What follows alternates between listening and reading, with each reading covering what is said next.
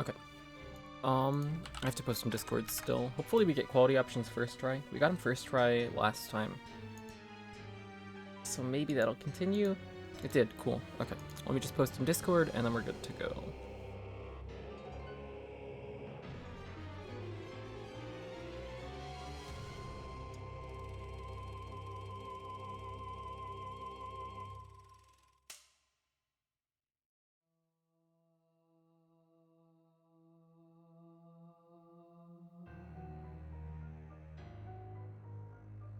Cool, alright. Well, we just finished off Yagumo Part 2 yesterday. It was a lot more interesting than Yagumo Part 1 was. Deal it, thank you for the GLHF. I appreciate it. How's it going? So today we're gonna do Yagumo Part 3. Hopefully this will be good. We'll do Riho Part 2 later. At some point. Jordan, hello! How's it going? Oh, good as always. Good to hear. Alright, let's start this. Yagumo Part 3. Let's do it. You're good too? Hey! Yay. Yagumo Part 3 Prologue. So Yagumo Part 2 yesterday took like 5.5 hours. I'm really hoping this won't take that long. If it does, we're probably not going to finish this part today. We'll see. You were so poppin'! Man, Maxie, you really popped off, huh? Oh, did I? Thank you for the bad luck, Jordan, I appreciate it. Hell yeah, you saw the Suwano lover's suicide. You were like a pro, Maxie. We could even use that to promote the project, you know? A mystery TV drama by the director who cracked that infamous case. Viewers will eat it up. Viewers would eat that up.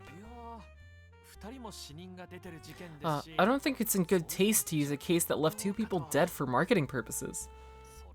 Besides, it hasn't been on the news, so nobody would know about it, would they? I mean, sure, major newspapers and networks haven't touched the story, Maxie, but check out the weekly magazines.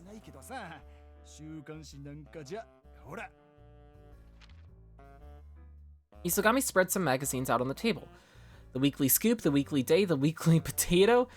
None of these seem to focus on the news, but rather cover idols and gossip.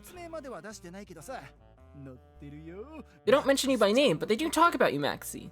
In the shadow of Suwano's lover's pseudo-suicide hides the help of an up-and-coming director. Oh, it's not like the official police report mentioned me, so who snooped? Who knows? These reporters have a good nose.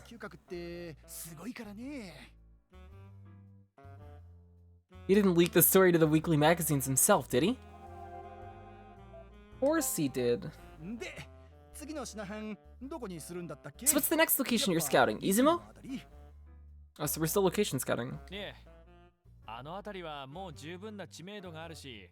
No, that's a little too familiar with the public, so I don't think it needs an introduction.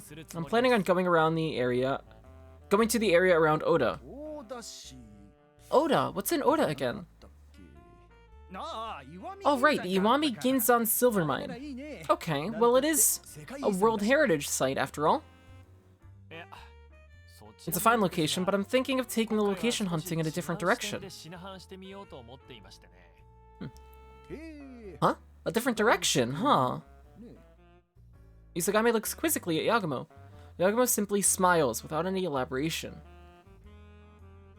Anything else here? Nope. Alright, time to leave. That little walk animation. Okay, it's still early, so let's go see Sayama and continue the search for the pilot film. Once Yagumo's at the Shimane TV lobby, he gets a notification sound on his phone. It's an email addressed to the studio's office email account. The sender, Yugensai Kumashiro. Subject, death surrounds you. From Yugensai Kumashiro. Dear Max Yagumo, my clairvoyance told me that death surrounds you. The Suwano incident was just the beginning. More people around you may disappear. You are destined to dance with death. Your destiny was already sealed after the events 10 years ago. Please, let me save you from this destiny. I have the power to do so. How do they know about the Suwano incident? The events 10 years ago, does he know about the TV drama project? And he knows I was involved with the Suwano incident too. Did he read the weekly magazines? No, Isagami said my name wasn't used in the articles, so how? Also, more people around you will disappear. What's that supposed to mean? Anyway, I need to see this guy. As he comes to that decision, Yagumo quickly types out a reply and leaves the lobby with a stern face. Ooh, we're gonna meet you Gensai, maybe. Wow. Well, that's interesting. Huh? The Archive Center seems somehow more desolate than usual, and Sayama's nowhere to be seen in his usual spot. Huh? Is he in the bathroom? As Yagumo looks around for Sayama, he hears the door open behind him. Huh? Who might you be? Oh, I'm Max Yagumo from Yagumo Studios. I'm here to see Sayama. Where might he be?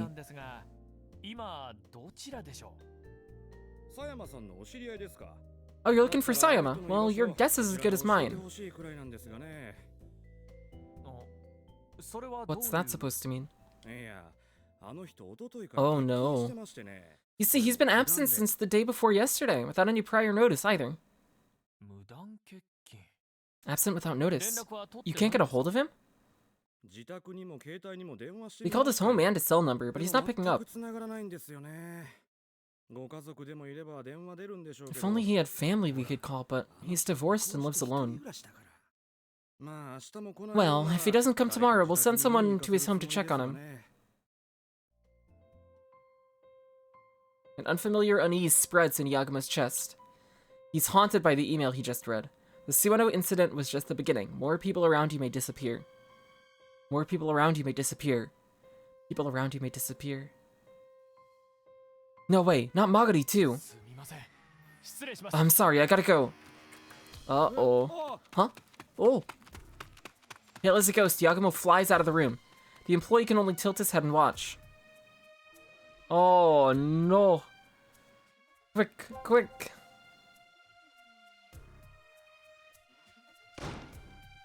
Back at the office, Yagumo kicks off his shoes and rushes into the reception room. Magari! Magari, are you there? Hey, Magari! Magari! Yagumo's voice echoes in the quiet studio. Normally, Magari would still be in the office, but there's no sign of anyone inside. Did Magari disappear too? No way. She must be focusing on editing, that's all. Oh no. Oh no. Not Magari too. Hey Magari, you there? Using a calm tone to hide his inner fear, Yagumo enters the editing room. But she's not there. The computer monitor simply illuminates the room blue. She's not here. Yagumo slowly approaches the editing desk and looks around. Beside the desk is a half-finished cup of coffee that she must have brewed. When Yagumo picks up the cup, it's completely cold, the cream congealed.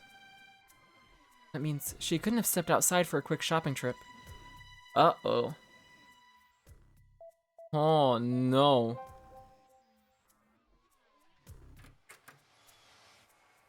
Magari's not here, huh? Not gonna come here through the front door, huh? Guess that figures.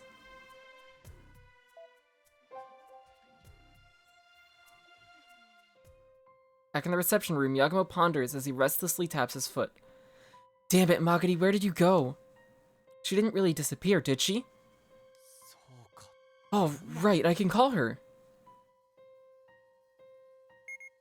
Yagumo hastily takes out his phone and fumbles as he selects Magari from his contact list and calls.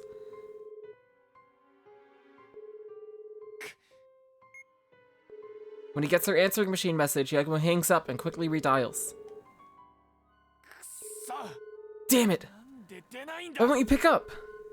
Am I busy Saturday at 2 p.m. Pacific? No, I am not. I'll be watching the relay.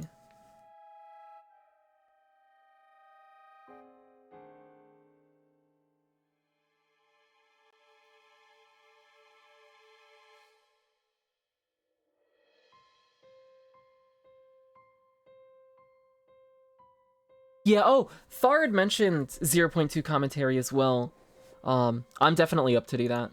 Because I think with how the schedule is now, with DDD getting pushed later, I think KH3 is right after 0.2 anyways. And I'll probably do some commentary for KH3 as well. So I can just be in the VC that whole time. That works pretty perfectly.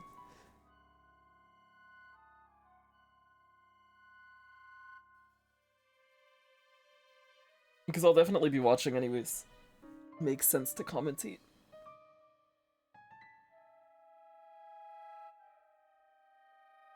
I'm excited. It should be a lot of fun.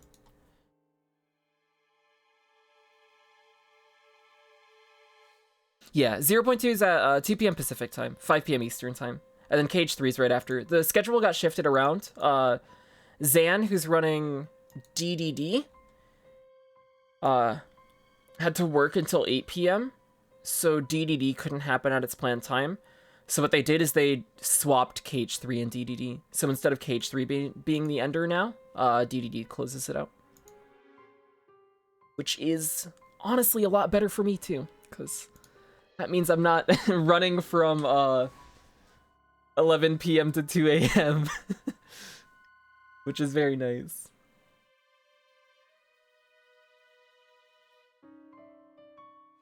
So yeah, 0.2 will be at 5 p.m. Eastern, KH3 at 5:30. Give or take like a half hour either way, just based on how runs beforehand go, because of the relay and things will shift around. Yeah, I'm gonna make a post in Discord as well. I'll like add everyone in Discord when the relay starts, as long as I'm up. And then I'll add again when KH3 is starting. Is it 4 a.m. for Dessa? Jesus. Oh, I feel bad. Oh, no. That's gonna be rough. That is gonna be rough.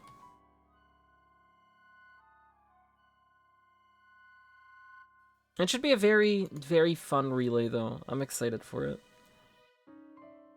Actually, wait, I guess I don't really feel bad, because Dessa's on the other team, so...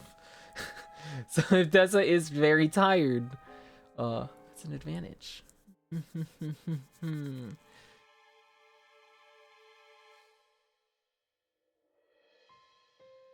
Damn it, why don't you pick up? I'm gonna try to be up for KH1. There's a high chance that I sleep through my alarm, though. I'm gonna try and wake up at like 6:30. But because it's a Saturday, there's a high chance that I oversleep. We'll see. But I'll add everyone in Discord either when the relay starts or as soon as I wake up, just to like make sure people know that it is going on. And I'll add here again when KH3 starts, or add everyone again, either way. Yeah. It'll be fun. I'm excited.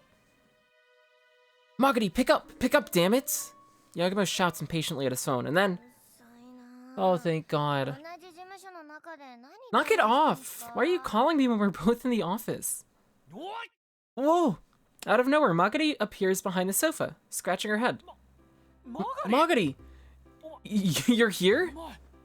Oh, thank God. What? Of course I'm here. It's not like today's a holiday or anything.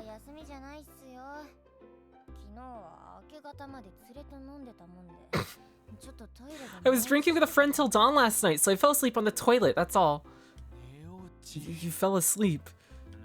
Oh, that's all, huh? I see. Magadi stares dubiously at Yagumo as Yagumo limply plops onto the sofa. Interesting.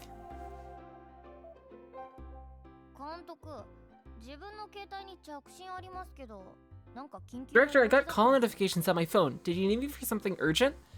Show her the email. Yagumo, no! No, be honest! Huh? Oh, right, I wanted to check if you're prepared for tomorrow's location scouting. Oh, well, I've already looked into... I've already booked lodging and told everyone to gather here at 10 a.m. Okay, perfect. I figured I should leave the night Kagoda arrangements to you, Director. Yeah, the Mitsumine troops performing. And I've got a film school classmate who's with them. Oh. Connections. So if I tell him I want to film, he can probably get us a good spot for a camera.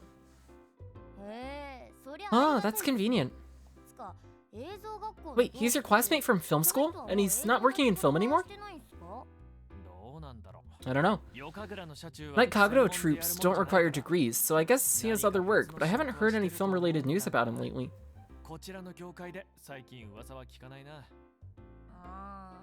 Oh, well I guess even if you go to film school, not many people continue to have film careers. Most of my classmates have already moved on to other industries too.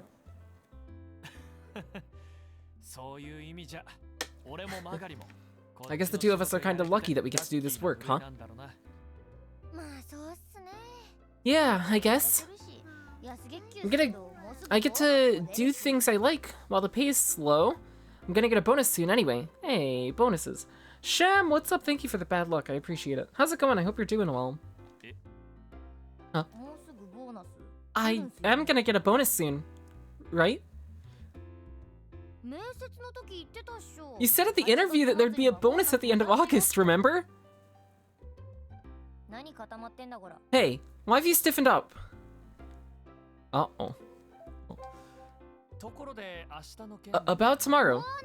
We're not done talking about my bonus. Hey, don't worry about it. You'll get it. Like for real? For real, for real. More importantly, is Hitoha joining us for tomorrow's location scouting again? She's back from her modeling work in Tokyo, right? Oh, she said she'd be fine. She's done in Tokyo and is now in Okayama, so she'll meet up with us here tomorrow. Oh, cool. Okayama? She's got work there too?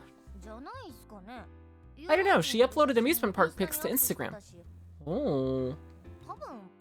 Maybe for a poster or a campaign or something. Not up to much, just trying to get some physics revision done. Oh, I hope that goes well. I see. Well, if Hitoha's getting more work, then that's good to know. Yeah, I referred my friends to her Instagram, so I hope she gets even more popular and draws hype for the TV drama. Alright, anything else? Speaking of Hitoha's Instagram, do you follow her, Director? No, I don't even use Instagram. That's so good! She's your precious actress. You gotta shower her with likes. Nah, but even if I joined Instagram, there's not really any pictures I can post. You don't have to post anything, just make an account and hit like. Wouldn't that make me look like a stalker? You're overthinking things, just make an account later, okay? Okay, I will. Anything else? Nope. Alright. Let's go back to our room. See if we've gotten a response from Yugensai. Ooh. Yagumo boots up the computer and sighs. For crying out loud, Magari, don't give me a heart attack. I guess maybe I'm the idiot for taking that shady shaman's email seriously. Right. Not like Sayama disappeared either. He's just been absent for a few days. Eventually his computer boots up, and he receives 2 new email notifications.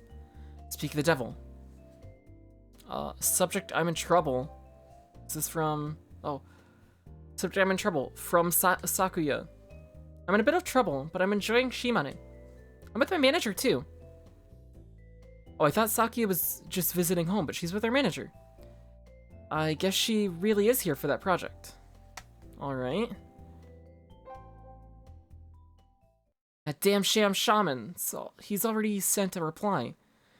Yagumo opens up the minutes-old email. Subject, tomorrow I will show you my power. From Yugensai Kumashiro. Dear Max Yagumo, I'm relieved you finally responded to my email. This may be my first step to saving your soul. But for true salvation, you must deepen your trust in me and strengthen our bond. Please, tell me where I can meet you tomorrow. Look for someone with a crutch. It's pretentious as ever, I see. But this guy knows something about the project from 10 years ago. I have to meet him and get him to talk. Yagumo types out an outline of tomorrow's location hunting schedule and presses send. Alright. You got a meeting with Yugensai.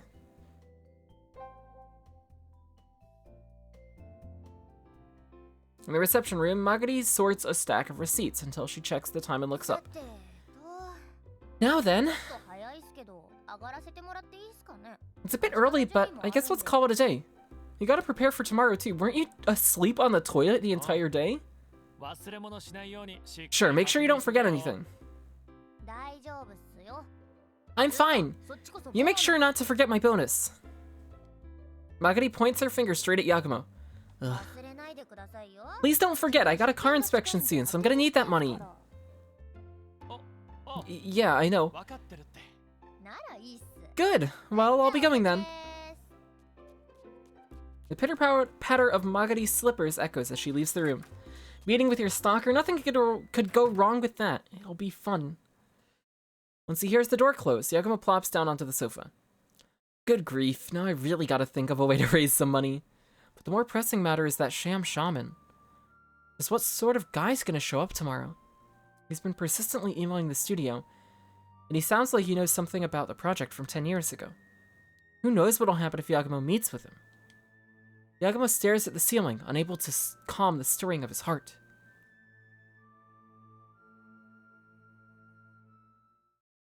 Yagumo, Part 3, Chapter 1.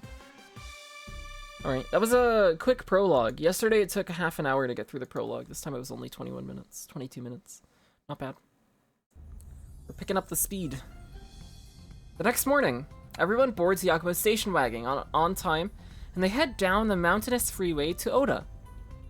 Oda is about an hour's drive from the studio in Matsue, meaning it's not as far as Suwana was, and perhaps as a result everyone's relaxed. Itoha, did you get back here yesterday? No, I took an express bus early this morning. The 6:20 bus just so happened to get here around the meetup time, which was convenient. 6:20? That's so freaking early! Did you get enough sleep?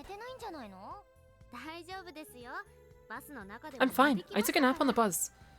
Magari's hair here looks so cool. I'm gonna take a screenshot.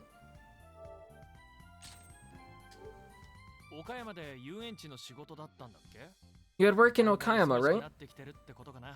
You sure are getting busy, huh? Huh?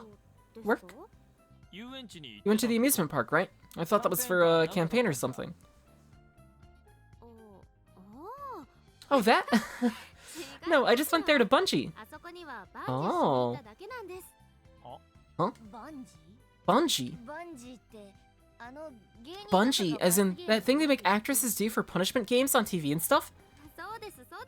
Yes, exactly. It's the only place in Chugoku where you can experience bungee jumping. Oh, fun. I got the sudden urge to check out bungee jumping, so I looked up nearby places and found Washuzan. Okay. Oh. You got the sudden urge to bungee jump, huh? Sure did. This girl's stranger than that sham shaman. Itoha gives a carefree smile as everyone else looks at her somewhat confused. Bungee jumping seems fun. As she grows ever more mysterious, Studio Yagumo heads towards Oda City, to the region once known as Iwami Province. I'd love to go bungee jumping or skydiving once. Both sound like they would be fun. Alright. They got a few places we can go. Let's go to Kadokawa. Oh, it's singing. It really does sing. What a beautiful sound, especially since the weather's so nice today. We're at the beach. Musical sound rings out from the sand underfoot. These are the singing sands of Kadokawa, where legends say you can still hear the koto played by the runaway princess of the Heike clan. I've always wanted to come here. I'm glad I tagged along. Yeah, I totally understand. Totally.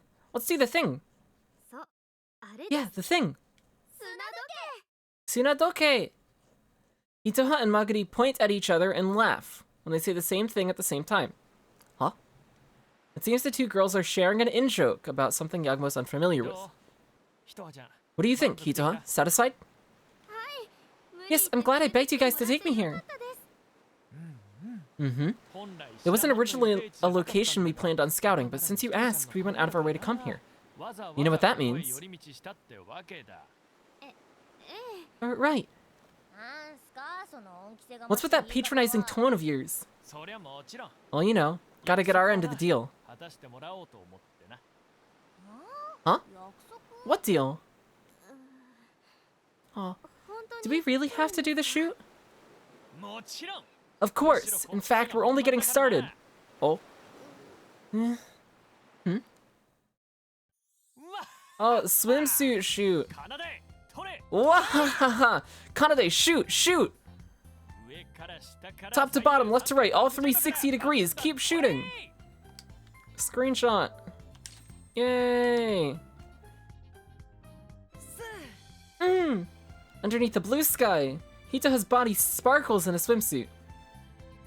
While her facial expression is stiff at first, she gradually starts smiling after frolicking in the waves with Magari.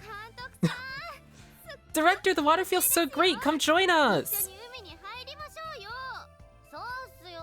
Yeah, if you keep filming from far away like that, people will think you're a pervert. Who are you calling a pervert? This is work.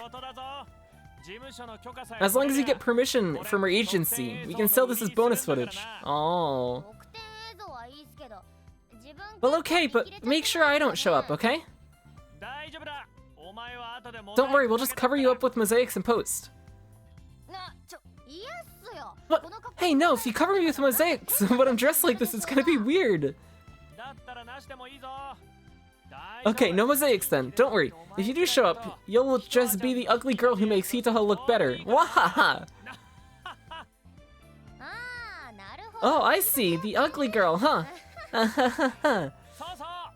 Yeah, exactly. Wahaha! Shut up! Magari's kick lands square in Yagumo's gut, causing him to keel over in pain. Kanade looks on in pity, camera still in hand. Good job, Yagumo. Get what you deserve. Okay, let's go to the shrine and then we'll head to the inn. They get down at Tatsunomai Shrine. Okay. They picked this shrine for location scouting as it hosts Iwami Kagura dances on Saturday nights. It's smaller than I expected, but this shrine certainly feels historic. Director, it looks amazing from this angle. Look! Hitoha beckons from a short distance away. Yagumo gets beside her and looks up at the shrine. As its name suggests, the shrine appears to be in front of a dragon. Oh. It looks just like a dragon. Sure does, doesn't it? The cliff looks like a dragon with its mouth open. Just as Hito has said, a rock formation towers above the shrine, from behind like a hissing dragon.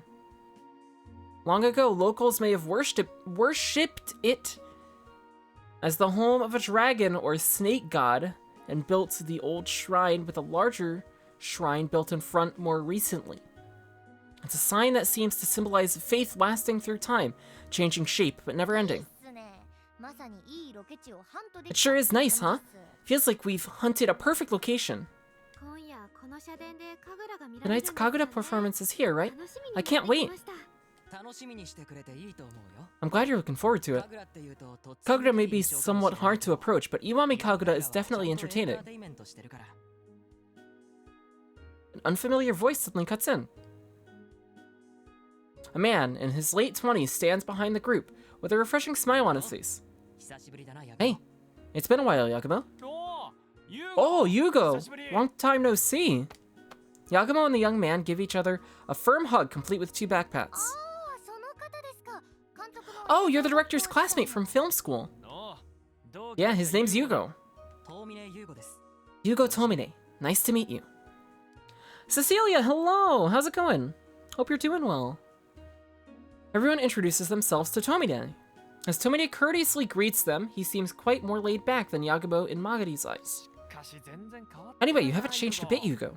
When was the last time we met? The Asian Film Convention, right? That was only 3 years ago. People don't change that quickly.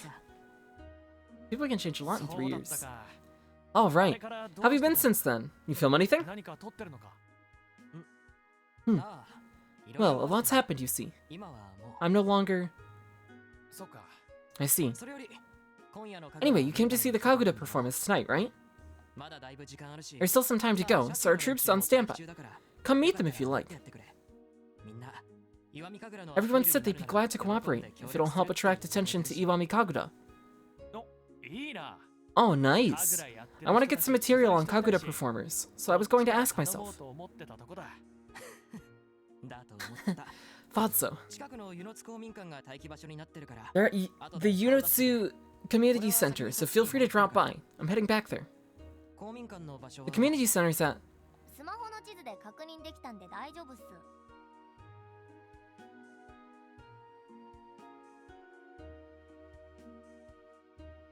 Oh, I'm sneezing. Don't worry, I found it on my map app. Okay. Well, we'll be waiting there. Somebody waves his hand and gets into a nearby parked car. Thank you. So he's your friend, director?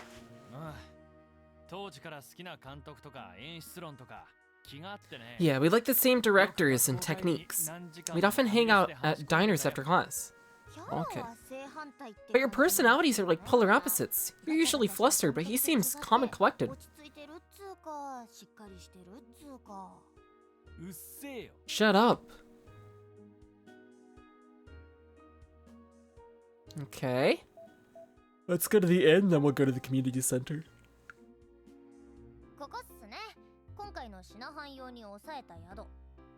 Here we are, our inn for this round of location scouting. So refined. It definitely feels historic. It's about a century old. Opened in the Meiji era. Prime Minister what's-his-face even stayed here. What's whose face? Prime Minister Kantabayashi? That's not a real person. Oh, I meant Yaigashi. Who's that? Oh, there's an in-guest. Oops. Sorry about that. As Studio Yagumo gets rowdy in the lobby, they realize they're blocking an in-guest's path, and hastily make way and acknowledge him. Sorry about that. The elderly guest smiles and passes through before starting to hold a video camera at the ready. Whoa. For some reason, he catches Yagumo's attention. Yagumo sighs in admiration and nudges Kanade. Hey, Kanade, is he? He's no amateur, at least. He has an experienced stance from his core to his fingers. Flawless form. And the shoulder muscles. He has to be a professional cameraman. Yeah, he doesn't seem to be working right now, but he might be in the industry. After admiring the man's stance for a while, Yagumo starts murmuring once again. By the way, Kanade. You talked in complete sentences just now.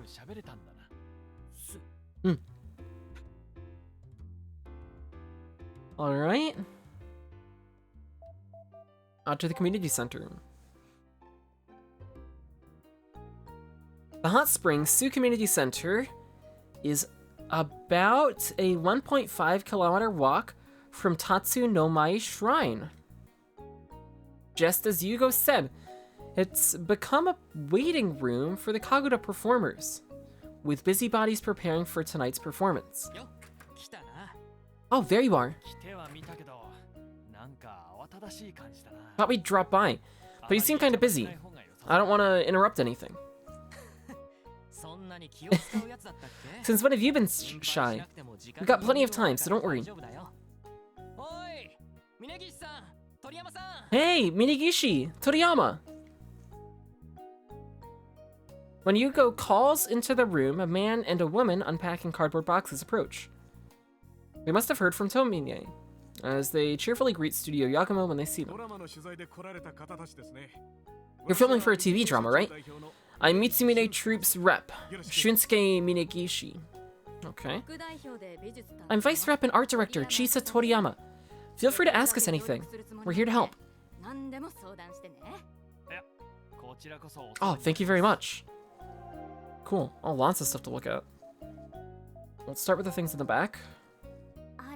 You can just go from left to right here. What's that thing in the back? It's like a big lantern. Oh, that's the serpent's body, the serpent Orochi's in our Kagura performance. It's folded up, but when it's 18 meters long when open. You'll have to see it to believe it tonight. Jeez, that's gigantic. 18 meters! That's huge! Trust me, the cost was huger. See that green bag? It's special built to transport the serpent body. Gotta be careful with something that expensive. Yeah, that must have cost a fortune. There's special bags for that stuff? Just how expensive was it? Keep this off the record, but together the head and body cost 1,000 yen. What? That's more than 2 months of my salary! Mine too. No-name actresses don't really get much of a salary, you know. Magari and Hitoha look each other sadly in the eye and firmly grip each other's hand.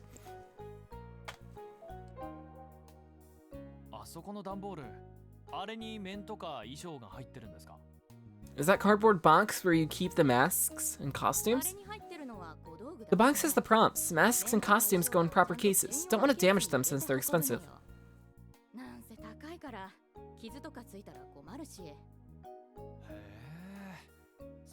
Huh.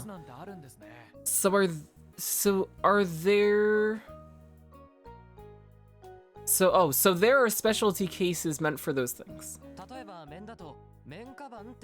Well, there are dedicated mask bags, but we use beauty cases instead. Huh. There's so many interesting facts to learn.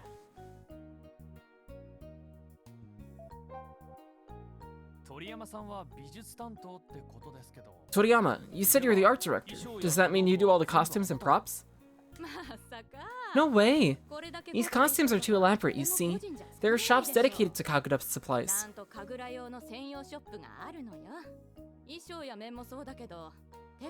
They don't just sell costumes and masks, but spiderweb, shooters, and colored smoke candles too.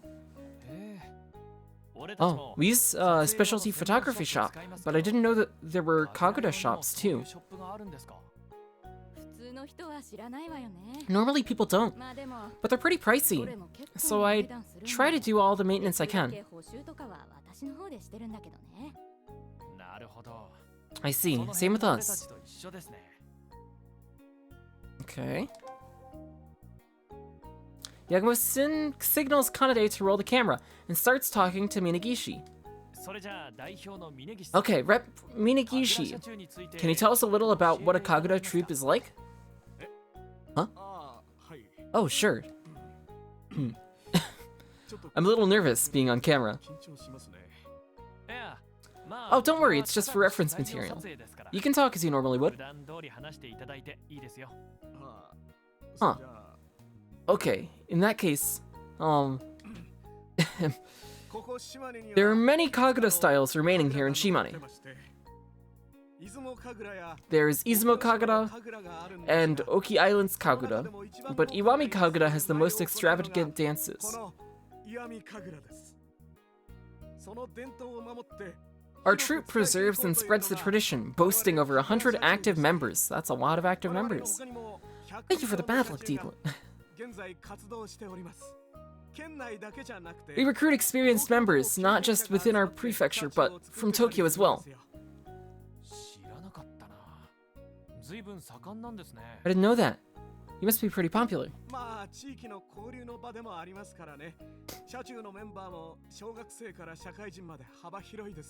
Well, we're in an area of regional interchange. Member ages vary from adult to elementary school.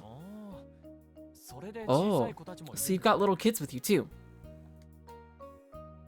There have been elementary school-aged kids coming in and out of the building, so apparently those were troop members too.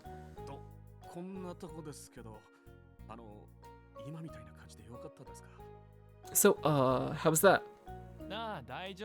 Oh, that's great. Concise and easy to understand. Thank you. Really? Thank goodness. A serious Minagishi sighs in relief once Yagumo's done with him. He wipes off his sweat with a handkerchief.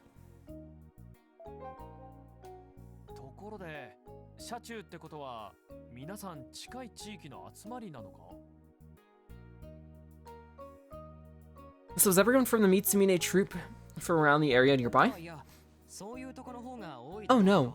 Many are, but we're from all over. That's why we didn't name ourselves after a place, but after our 3 names. Oh. Mitsu means 3. And I'm Tomine. Our rep's Minagishi, and our vice rep's Toriyama. Notice anything? Oh, all of your names have mountain-related kanji in them, huh? Yep. Thus, the Mitsumine, or 3 Peaks troop. Oh, that's smart. I see, that's pretty clever. Alright. Let's talk to them each again, see if they have anything else to say. You mentioned smoke candles earlier. See, smoke and Iwami Kaguda? I'm gonna, switch this to skip red, so I have it set for that later. We do. It adds intensity to the performance. That's really popular with the audience. So what about tonight's performance? We'll be using them a whole lot, of course. Don't miss it. Okay, I look forward to it. Okay, anything else? Nope, okay, cool. You sure I spoke well enough? Oh, you're fine. You spoke clearly and concisely. That's good. I've never been a good speaker. You can say that again. I was a little worried about someone so nervous performing Kaguda. Well, I'm fine with Kaguda since you wear a mask. I'd be too nervous without one. Anything else? Nope, cool. Anyway, you're the same as ever, Max. You haven't changed since college. Is that something to be happy about? It's a compliment. You look like you still give everything your best efforts. Oh, well, if that's what it looks like, thanks. I feel I've matured after experiencing society.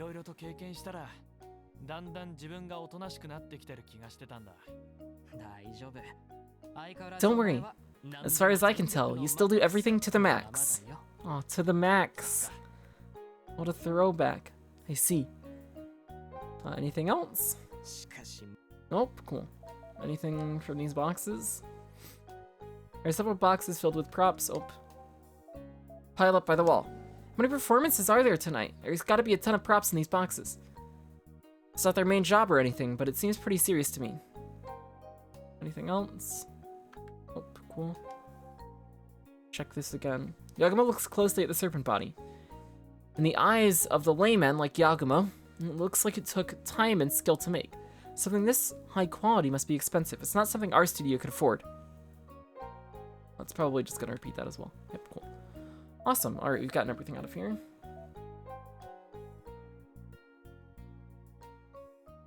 It's almost time for the night Kaguda performance. Time to head to Tatsu no Mai Shrine. Okay, I'm gonna save here. Then we can go to the Kaguda performance.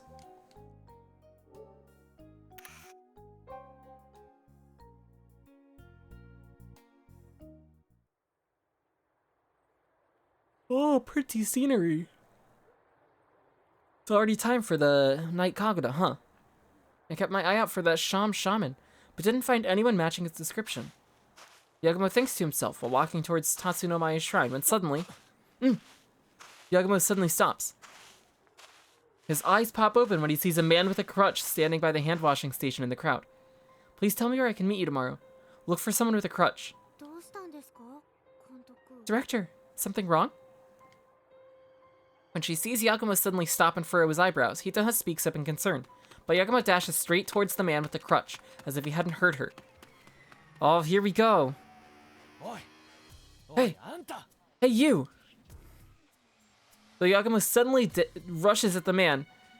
He looks back, unperturbed, a dim light shining in his eyes.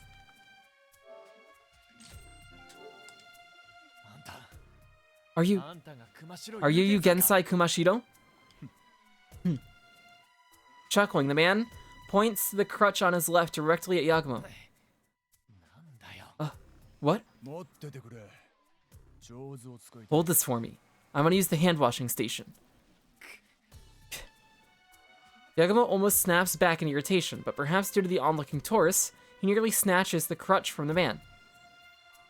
Without paying Yagumo's stare any heed, the man catches plenty of water with his right hand and takes plenty of time sipping it. Ooh, that hits the spot. Thanks. Now give me back my crutch.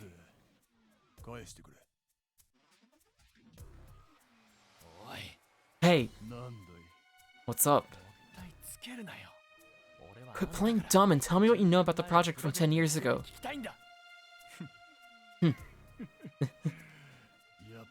You really want to know, huh?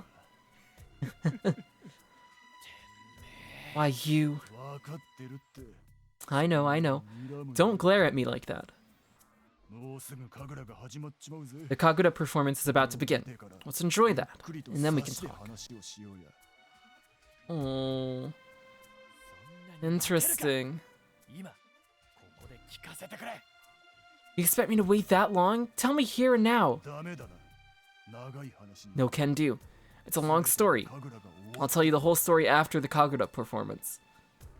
I had the feeling that man wanted Yagumo's fingerprints on the crutch to frame him somehow. Ooh, I could definitely see that happening. Don't worry, I won't run. Shouldn't you get back to your friends before they get worried? Yagumo turns around. Just as the man said, the others are looking from a short distance with worry in their eyes. Fine. Let's talk after the Kaguda performance. Yeah. Yagumo holds back his irritation and heads back to the others. For somebody who's been very persistent with emails, now that we finally have responded to them and gotten to meet them in person, they're, very distant. Whoa. The crowd cheers. First, on tonight's program, Ebisu. The story depicts Ebisu, otherwise known as Yae Koto Shironushi, as he fishes.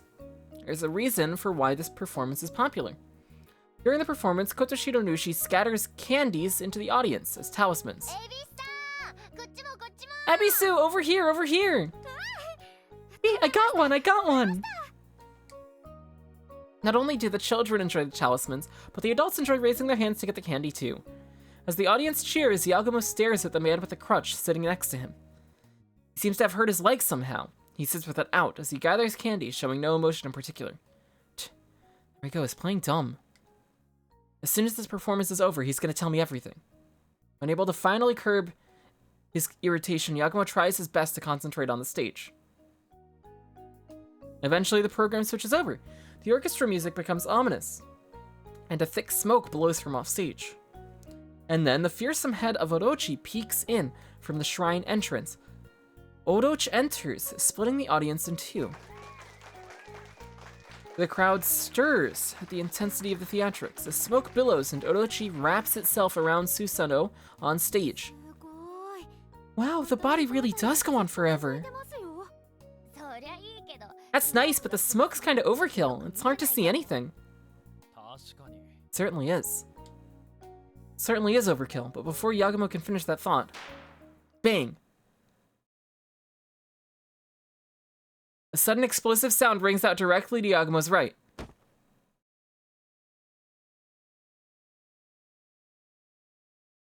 A dull thud then follows as Yagumo feels something splash onto his cheek.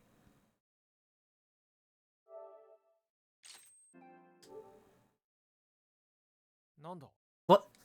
Yagumo wipes his cheek and looks at his hand. A trail of red liquid clings to his palm. Blood. The audience starts shrieking. Ah, someone got shot! Blood! There's blood! He's dying! No! Toru! Yagumo looks beside him. The man with the crutch is collapsed. Underneath his motionless body spreads a puddle of red on the tatami mat. What? Hey! Hey! Yagumo places his hand on the man's neck. He's already cold to the touch, with no visible pulse. What the hell? What the hell just happened? Hey, hey, I need you to talk, you bastard! Yagumo screams and shakes the man's body, to no response.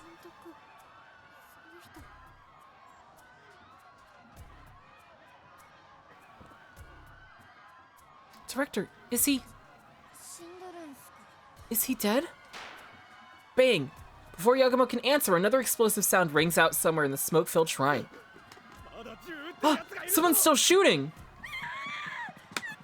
Hey, don't shoot me! Jesus. The shrine falls deeper into panic as the sounds of what seems to be gunshots continues. Run away! Hurry and get out before you get shot!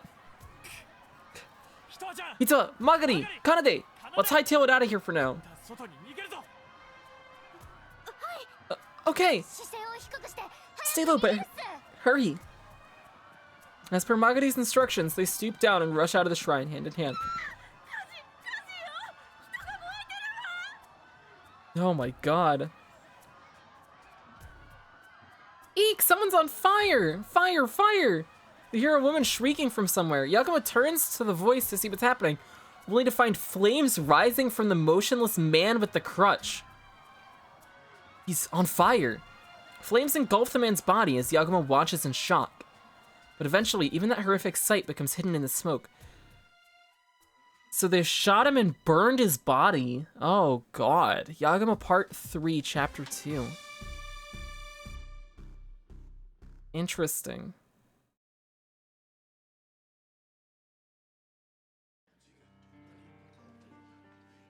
On the grounds of the Tatsunomai Shrine, where the commotion has yet to subside, audience members who ran from the main building talk amongst themselves with stiff faces.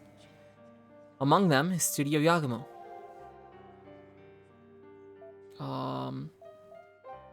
Magari, how you doing? I was worried, but it looks like nobody in our group was hurt. I heard that gunshot sound a lot, so I was really freaking worried. Yeah, doesn't look like anyone around us is hurt either. Guess that's the silver lining.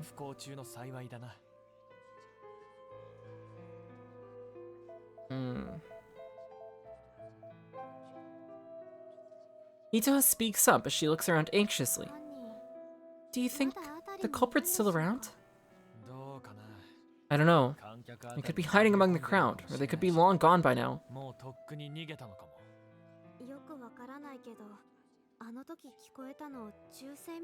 I'm not sure what happened, but what I heard sounded like a gunshot. It's a little scary to think someone with a gun could be nearby. True, if the culprit's within the crowd, things could get dicey either way. Doubt they'd chill around at the crime scene. So there's no need to be that scared. I see. Okay.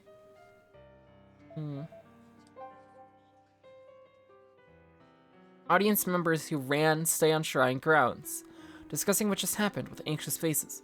It seems everyone's too shocked to leave the area. Seems nobody's tried to sneak away. Well, that'll help with the witness interview process when the police arrive. Okay.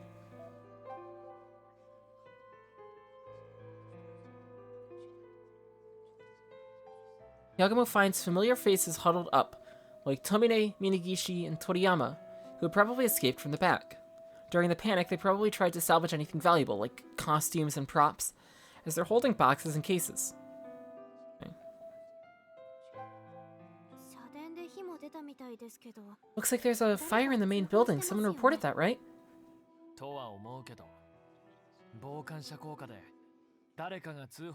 You think so, but the bystander effect might have kicked in. Maybe nobody reported it. Oh, in that case, I'll go report it. Yeah, it's not like there's a problem with multiple reports. Better safe than sorry. Yeah. Itsuhan nods and takes out her phone, quickly dialing the number.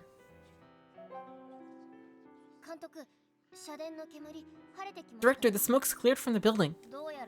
Looks like the fire's gone too. Good thing it didn't become a full-blown blaze. Okay, let's go check out the building. Wait, the culprit could still be in there. I'm sure they've already escaped by now. But to be safe, Hitohan, Magari, you stay here. Kanade and I will check it out. Sorry, Kanade, but can you come with me?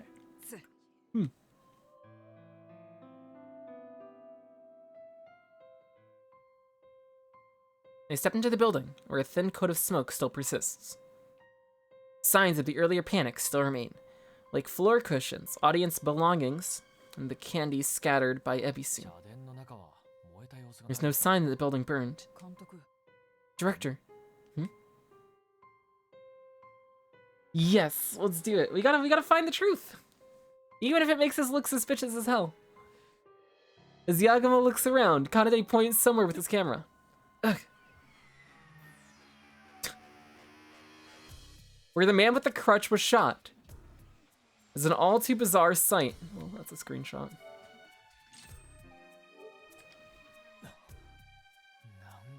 What is that? Vaguely human-shaped ashen remains, with the left hand remaining as is from a cross-section at the wrist. Is that...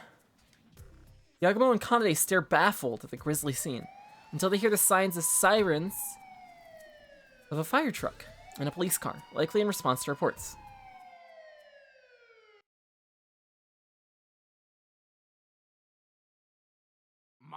Oh, it's Misawa and Keishino again. You guys again, what the hell's going on, eh? Detective Misawa's exasperated voice echoes through the room. Police are conducting witness interviews in a room at the Oda Central General Gymnasium, close to the scene of the crime. Hey, it's not like we planned for this, you know? Yeah, it's a hassle for us to get dragged into trouble every time we go location scouting. Wherever we go, death follows, apparently.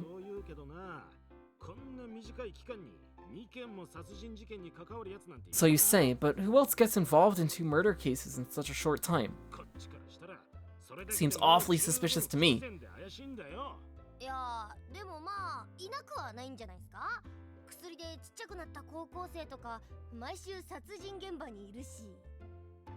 I mean, isn't there a high schooler who got shot up with a drug that made him tiny? He runs into murder scenes every week. It happens to be a famous detective's grandkid, too. First thing I focused on was the blue candy. It's still good. No. We gotta preserve the crime scene. It's only in manga.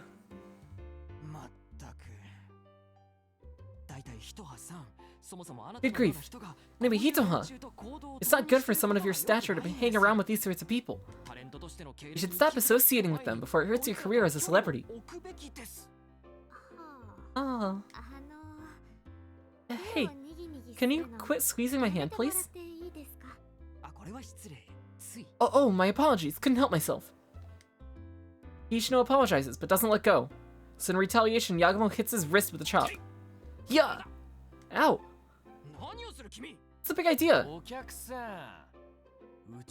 Sir, you're strictly prohibited from touching our precious leading actress. Got a problem with that? Yagumo and Keishino glare at each other, at a distance that their foreheads nearly touch. Misawa forces his way between the two and speaks to Yagumo. Ah, that's enough. Stop fooling around. Break it up, you two. Anyway, we're done interviewing you guys. You can leave. Yay. Huh?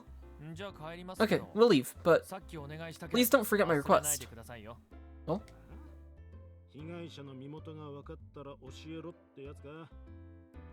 What? You mean you want us... You mean how you want us to tell you when we identify the victim? Yes, we'll provide the video we shot this time, and cooperate, just like with the previous case. In return, you tell me the victim's identity. I think that's a fair trade. Ah, yeah. Okay, okay. We'll tell you when we identify the victim. Cool. Nice. Got a lot of witnesses to interview, so get out of here already. Okay, thanks. Good. Well, at least we're getting info. Even if our source of info is now dead. That's totally fine.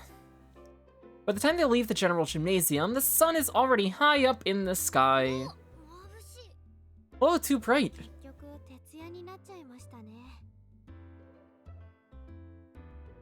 We ended up pulling an all-nighter, huh? Well, the initial groundwork is important for these sorts of incidents, okay? Just like last time, the detectives seem to be doing just fine in that regard. That reminds me, during the interview they scraped me with a weird card thing. What was that?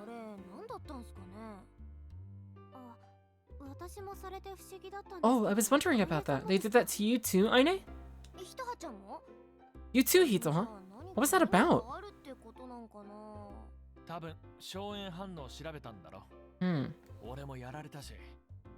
You're probably testing for gunshot residue. They did it to me too, and probably everyone else. After all, there's a high probability the victim was shot to death. Oh, so that's what it was. A gunshot residue test. It's really feeling like a mystery now. Yeah, okay. But if the murder weapon was a gun, then the culprit could have been outside the shrine, right? I don't know, the victim was surrounded by tourists, so I doubt the culprit could pinpoint him from outside that easily.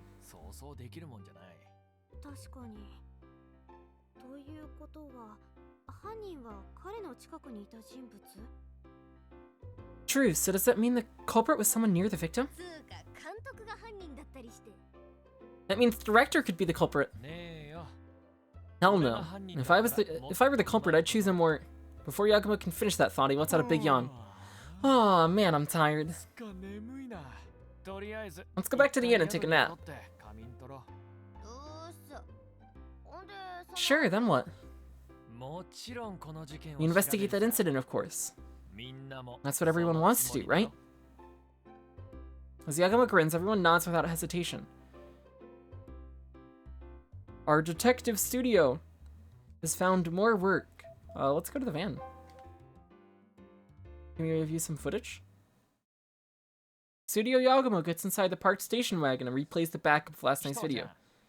Hito-han, the film's probably graphics, so you can wait in the inn if you want.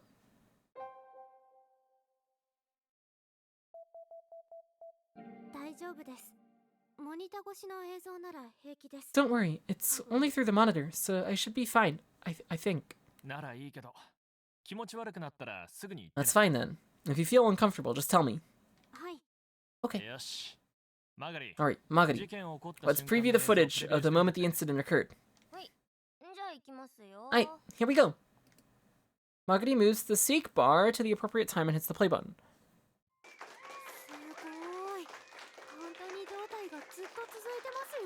Wow, that body really does go on forever.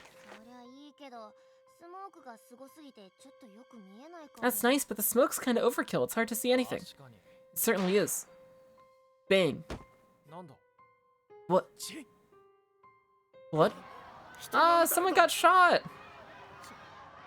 Blood, there's blood, he's dying! No, Toru! What? Hey, hey! What the hell? What the hell just happened? Okay. Is Kanade in the van too? I guess so. Maybe like on this side? Behind the camera? So we can't see him? We still never been able to see Kanade's face. sadly. Figures we can't see a shooter or anything, but since he's holding his left side as he falls, that must mean he got shot on the left, huh?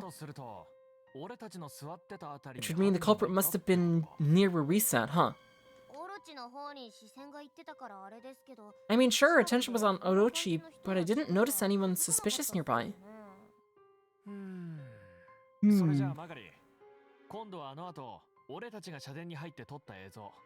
Okay, Magari, can you pull up the footage from when we went back to the shrine? Sure. Magari operates the file as she continues. Itoha and I haven't seen it yet, but it sounds like it was weird. Well, anyway, the body was weird. Weird how? It's hard to explain, just watch. Okay, ready? Here's the preview.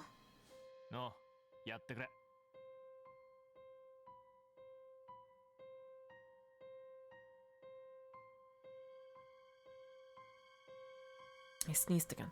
Kanade is Brad Pitt. As soon as the playback begins, Magari and Hitoha gasp. Yagumo saw it firsthand, but seeing it again reminds him of how bizarre the sight was. Alright, first things first, we got candy. There's a piece of candy up on the top as well. There are candies scattered about on the tatami mats. These are the candies they scattered during episode, right? Yeah, lots of people left them at their feet. So they got left behind during the commotion. Thank you. Okay. What on earth is going on here? The left hand is the only thing that didn't get burned? I don't get it either. There was no trace of a fire at the crime scene, yet the body was burned? In fact, it was just 30 minutes from the start of the incident to when the smoke cleared and we went back to the shrine. Is that really enough time for a human body to burn this thoroughly?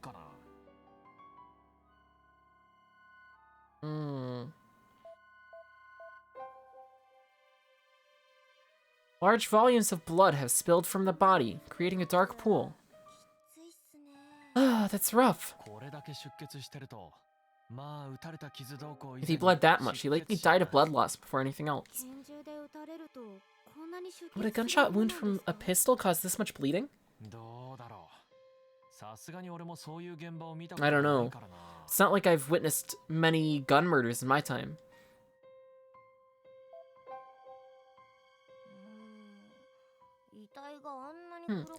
The body is burnt black, but the tatami mats aren't scorched, huh? Aren't that scorched? Yeah, that is strange.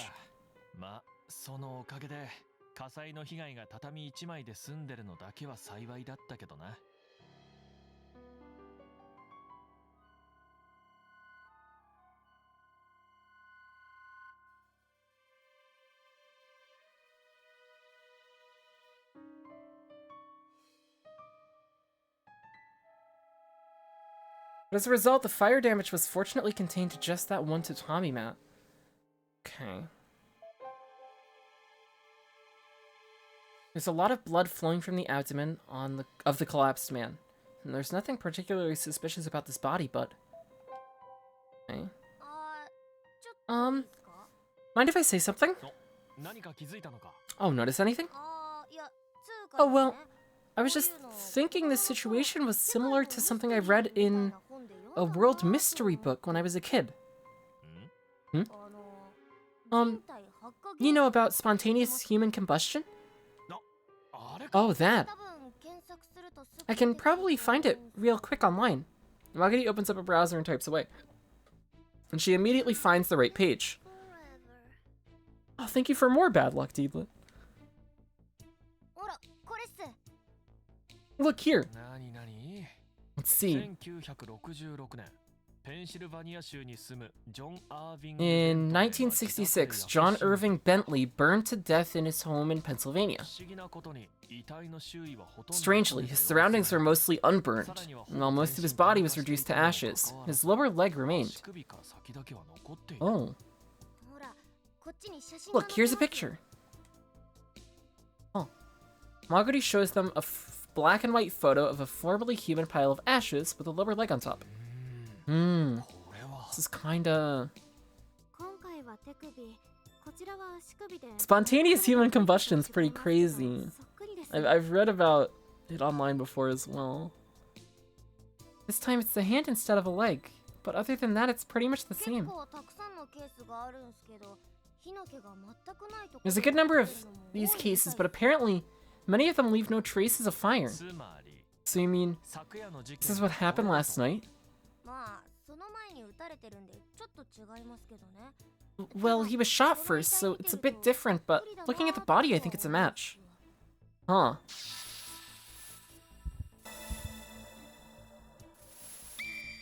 The shrine body looked like human combustion.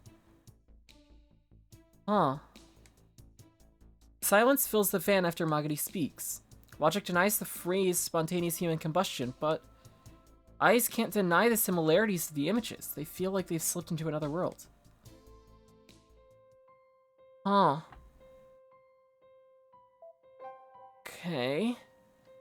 Candies from the ABC performance are scattered about the tatami mats. These are candies you'd find at retail. There's nothing particularly odd about them. We didn't check this part of the mat again. The tatami mat underneath the fully burned body only has burn marks on it here and there. The candy scattered during ebisu provides some out-of-place color to the ghastly scene. If it was hot enough to completely burn the body, shouldn't the tatami mat be burned more too? I think we've gotten everything we need here.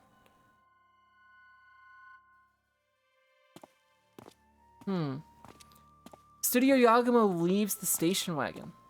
As Yagumo watches Maguri and Kanade up front, Hitoha calls him to him in a low voice. Director. I'm not sure if I should ask this, but... What's up? Ask away. Okay, well, last night when the man got shot, you said you needed him to talk. And you talked at the hand-washing station before the performance. Did something happen between you?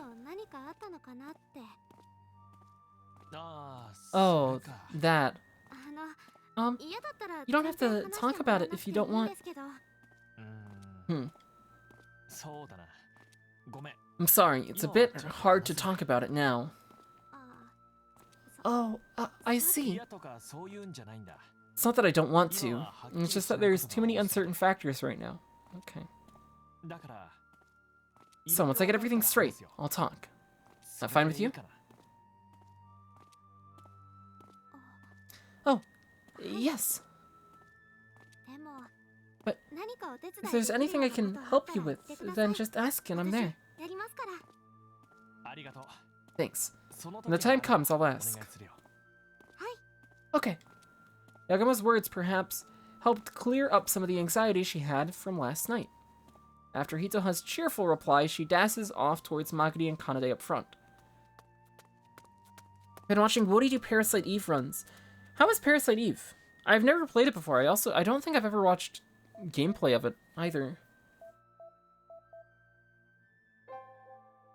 If I can remember correctly.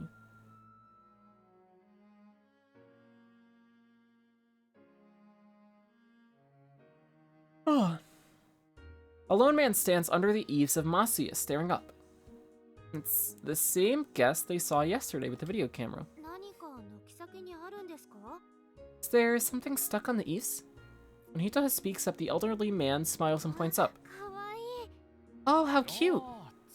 Oh, a swallow's nest. That's a rare sight in this season.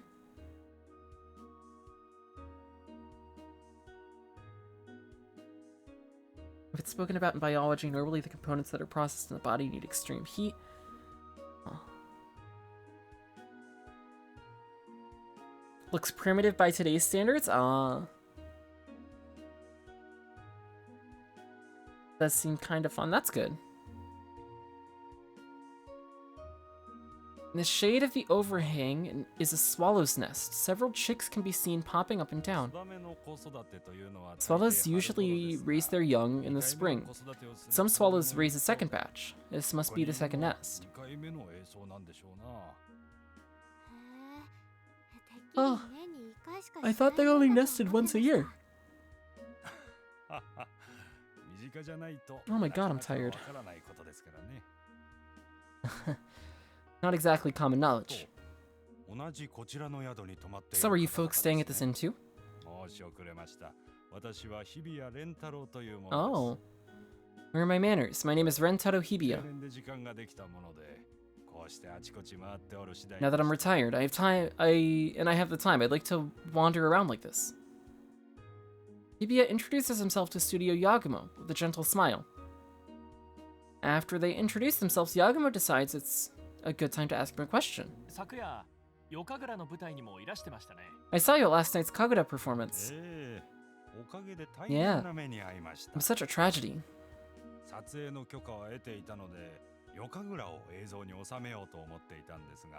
Sage, what's up? How are you doing, Sage? I am having fun, yeah. I got permission to film the Kaguda performance, but I never thought it'd end like that. Neither did we. The tripod was on the opposite side as ours. Did you happen to catch anything that could help solve the case?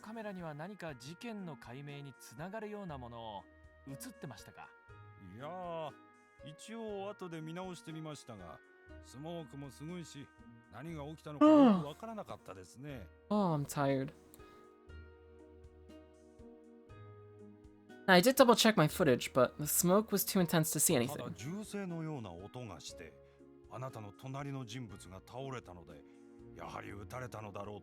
But there was a gunshot sound, and the person next to you collapsed, so I'd assume he got shot.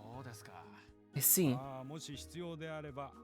Well, if you want, I can show you what I filmed. Feel free to ask when the need arises. Cool. Alright, we have a partner. A helpful contact. Okay, we will. They nod and leave the inn. Parasite Eve, the idea is that mitochondria are their own intelligent species and rebel and set their humans on fire. Oh. Very interesting. Oh, let's go to the community center. Head to the community center where the Mitsumine troop is on standby. Oh my god, I'm tired. I don't know why I'm so tired. Man. I feel very tired today. I don't get it.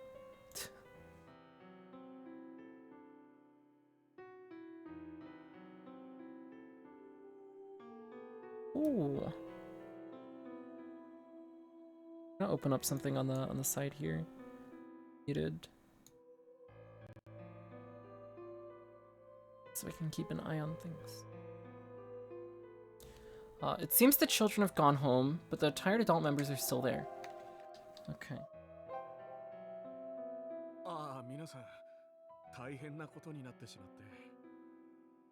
Oh, guys.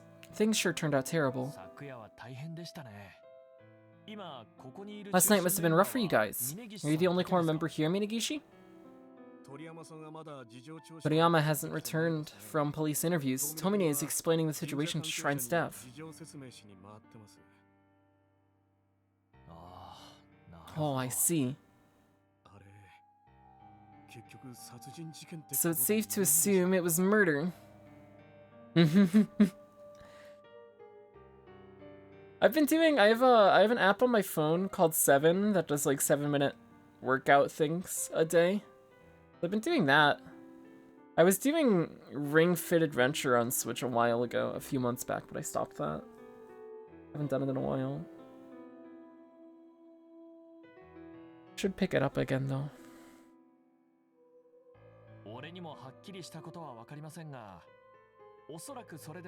I don't know for sure, but it probably was. Huh. How could this happen? I wanted the Mitsumine troop to gain fame, not infamy. Now, we don't know if a troop member was directly involved in the incident yet, right? It'd make sense. Set the smoke as a cover.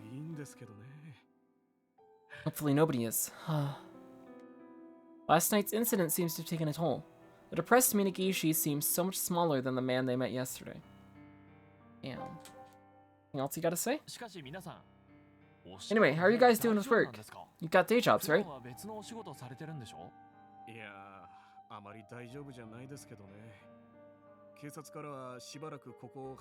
Not too good. The police said to stay here for now while they handle cleanup, but my company's giving me paid time off. Oh, that's good at least.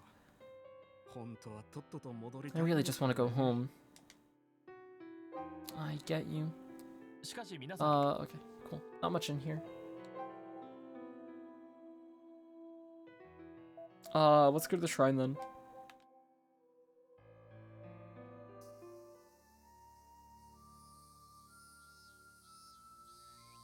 It's not good. Tatsunome Shrine's main building is taped off, with investigators moving in and out. Among the onlookers is Yugo Tomine. Oh, Tomine's here. Hey, Yugo. Last night sure was rough, huh? Oh, it's you, Max. It's terrible. Just when I finally thought I'd get to show you the fun of Iwami Kagura. Oh, don't worry about me. You should worry about yourself. You look worn out. Well, yeah. I'm in charge of production, so the shrine staff's mad at me for potential fire mishandling. All of our members got investigated. Oh.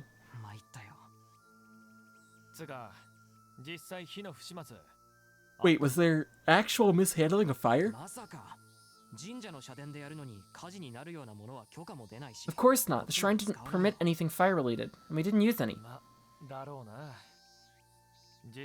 Well, you're right. I actually went back to the shrine after evacuation, and the tatami mats underneath the body showed no sign of burning. Yeah, community center stages don't permit fire hazards due to fire laws, after all.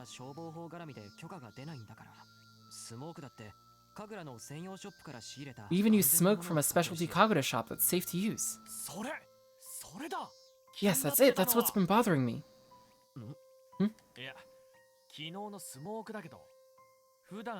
Yeah, the smoke was overkill.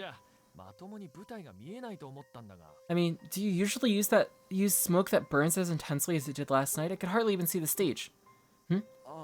Oh. As soon as Yagumo mentions the smoke, Tomine starts mumbling, suddenly starts stumbling with his words. Noticing something's up, Yagumo pushes further. What's wrong? Is it something hard to say? Well, the smoke certainly was weird last night. It doesn't usually obstruct vision that much. Okay.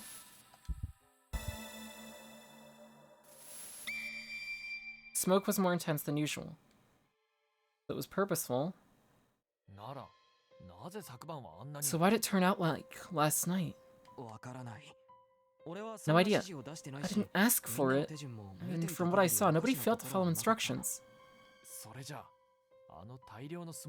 So you mean that intense smoke had something to do with the incident? A possibility is what made it hard to mention. The whole troop noticed the smoke oddity, but speaking up about it makes it sound like the culprit is a member of the troop. Yeah, well, I can understand why you wouldn't want to think about that. Anyway, we'll be in town for a while, so if you need anything, come see us at our inn.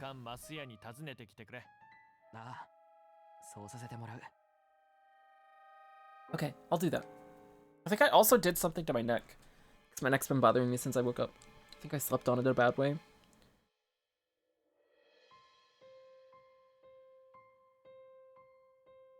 Oh, I completely skipped that last line. I can open the log when I get to another place, though. Let's go back to here. Yagumo nods and pats Yugo on the shoulder before he makes his exit. Okay. It seems like all the police interviews are over. Misama and Keishino are taking a break in the room as they sipped bottled tea. There's a lot of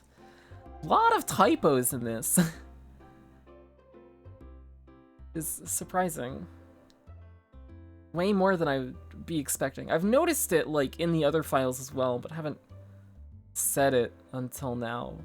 But... Why? Talk to me, someone. As soon as he spots Yagumo, Misawa takes out a notepad and starts talking to him. Perfect timing. We identified the victim's body. Yeah. The restaurant, the bear pair.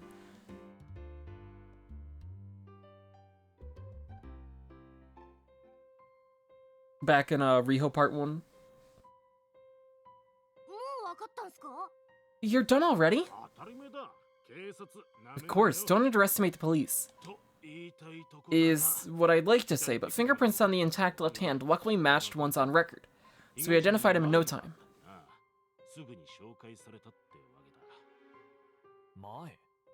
On record? You mean he had a criminal record?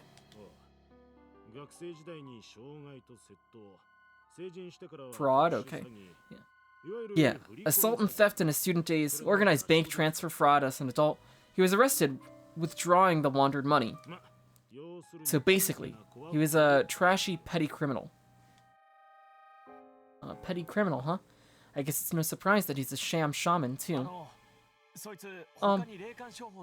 Was he charged of running any scams?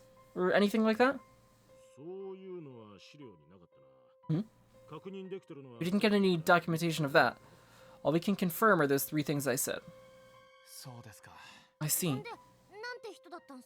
So who was he? Toru. Which someone had called that name out.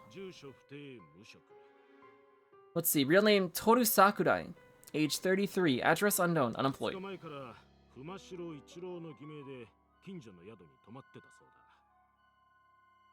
Apparently, he'd been staying at a nearby inn for 2 days under the alias Ichiro Kumashiro. Okay. Kumashiro matches the Ugensai Kumashiro name that we were given. Toru Sakura used the alias Ichiro Kumashiro. Kumashiro? He used the name Kumashiro? Yeah, just as an alias, though.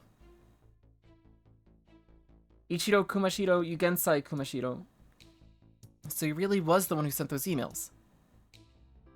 Good.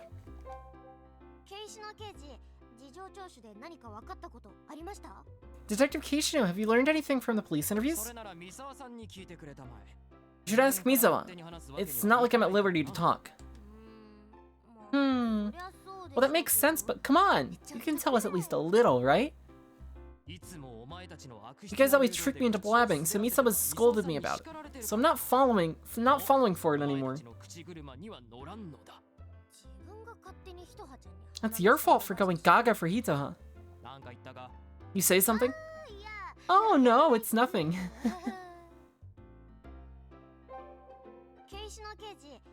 Okay. There's something else I'd like to ask. I told you the identity of the victim, didn't I? Is there more you want?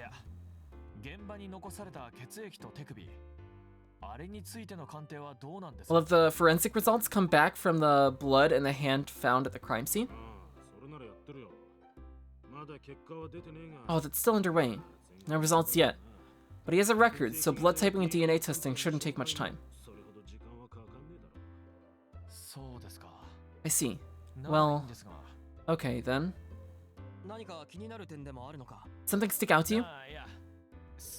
Oh well. Faceless bodies are a mystery trope where the culprit uses someone else's burnt body in order to fake a death. True. But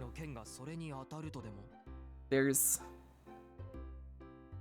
the hand there, the severed hand. Are you saying that's what happened in this case? No, I was just a bit curious. Well, that possibility's low. Maybe in the past, but with modern DNA testing, we can identify people based on blood and remaining body parts. Judging by the amount of blood left at the scene, he surely died of blood loss, and besides... You're the one who touched his carotid artery confirmed his death, right? You testified that. Well, yeah. Anyway, we know the victim's got a shady past, so just trace his path. We can probably narrow down our suspects in no time. Yeah, Keishino kind of reminds me of Gumshoe and Adachi as well, from Persona 4.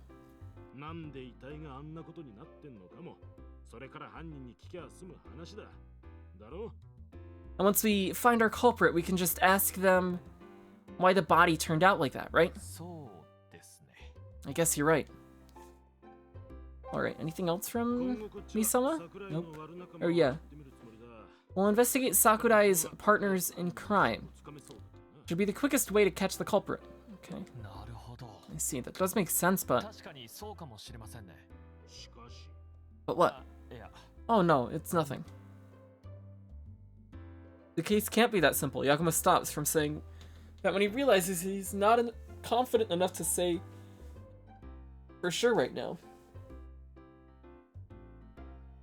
Okay, I think we've gotten everything from here. Let's leave. Hop out. After leaving the gym, Hitoha's deep in thought as she speaks up to Yagumo. Can we check the footage of the incident one more time? Hmm? Something bothering you about it? Yes, we just heard the name of the victim. Toru Sakurai, right? That sounds a little... Yeah, someone at the scene yelled out Toru's name. Hmm? I don't get it, but if you insist, Hitoha, let's check it out, I guess. Yes, please. Okay. Back to the van.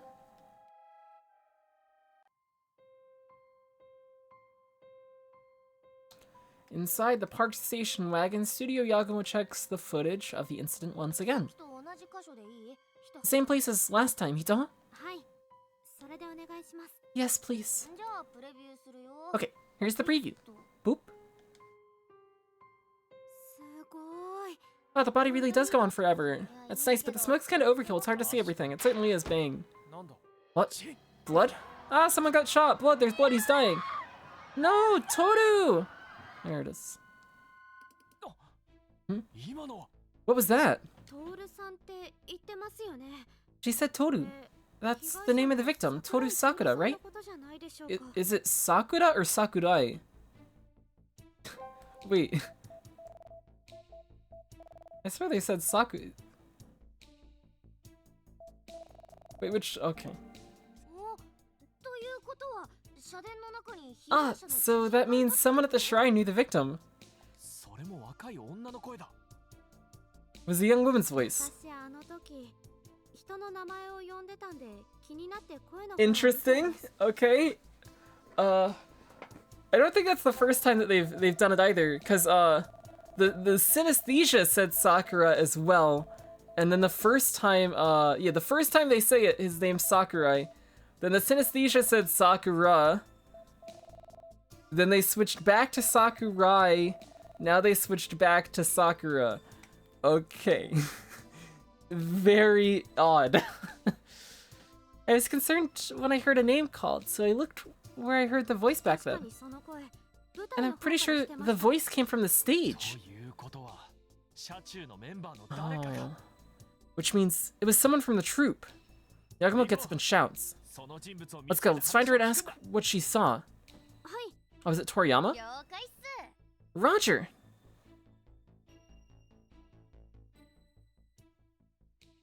Name misspelling is very weird. Studio Yagumo rushes into the community center, finds Minagishi, and shows him the laptop. Minagishi, can you take a look at this? Whoa, what is it? What happened? Please, just watch this. Huh? Overwhelmed by Yagumo's intensity, Minagishi looks at the laptop confused. What do you think? Recognize that voice? Yeah. Oh. I think that's Hina Shiraishi. She's in the orchestra, plays flute. Can we see this Shiraishi? What was her name again? Hina. She's still here, so I can call her, but it's not gonna get weird, is it? Oh, that emote's so cute. No, I just want to ask her a few things, that's all. Yeah, we don't fight. We're just a fellowship of funny film friends. Yeah. Huh. Okay, I'll go get her then.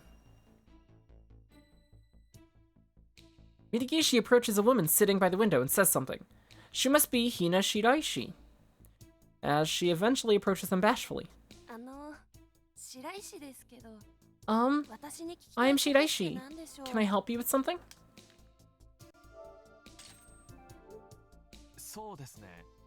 Yes, well, you see, Yagumo cuts off and thinks for a second as to how he should approach this question. But once he decides there's no point in beating around the bush, he cuts to the point. I'd like to ask about the victim who passed away last night, Toru Sakurai. Okay, now we're back to Sakurai. Huh? You know him, don't you? Last night when he collapsed, you called his name.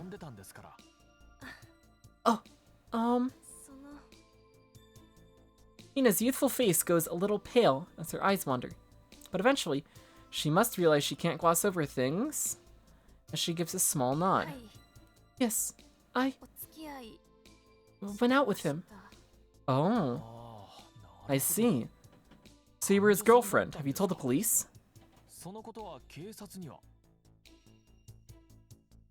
Hina silently shakes her head. To get her to relax, Yagumo tries to sound as gentle as he can. I see. That's okay. We're not with the police, and we don't feel like telling them. Truth is, I knew him too, and I want to know why that happened to him. Oh. You knew Toru? Yes, I did. We weren't exactly on friendly terms. Keeping his demonic thoughts to himself, Yagumo puts on a sad face and continues. Poor thing. Why? Why did you have to make the ultimate sacrifice? Do you have any ideas? Well, I'm not sure myself, but he had been frightened since a little while ago.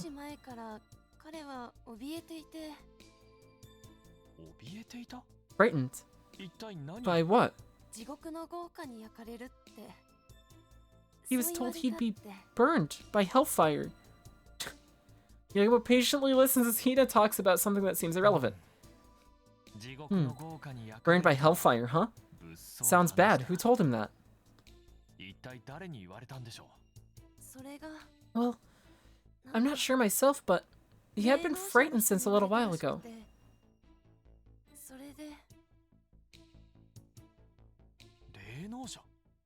Was it a shaman? Did a shaman tell him that? Yes.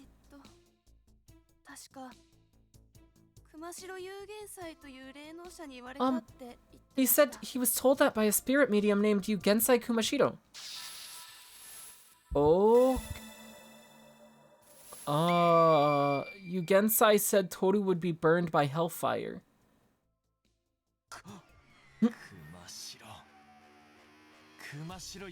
Kumashiro. Yugensai Kumashiro said that to Sakurai? Yes. What does this mean? Is he not the shaman himself? Hina's words leave Yagumo suddenly dumbfounded, his eyes empty. At that moment, he hears an email notification coming from the phone in his pocket. He hastily pulls up his phone and opens his email app to see. Subject, what did you think? From Yugensai Kumashiro. Holy fuck. Dear Max Yagumo, I felt the need to demonstrate my power before we met. And thus, I punished a villain with hellfire. What did you think? Surely now you believe in my power. What the hell, you bastard! Damn it! Damn it! Yagumo's scream echoes through the room as everyone looks at him dumbfounded.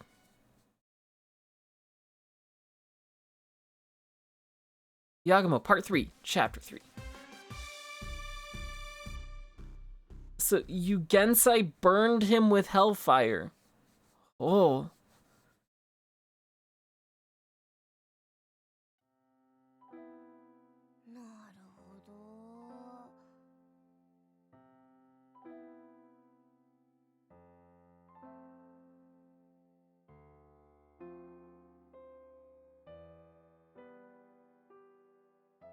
You see, after hearing everything, Magari lets out a sigh. Yagumo had gathered everyone in a room at Masuya and told them his story with Yugensai Kumashiro. So Yugensai Kumashiro's been messing with you, and now he's involved in this incident too. Yeah, he's not gonna burn us with hellfire at least. That's good. He just wants 800,000 yen for a bracelet. It's totally fine. Otherwise, we're gonna die and everybody that we love is gonna disappear. It's all okay.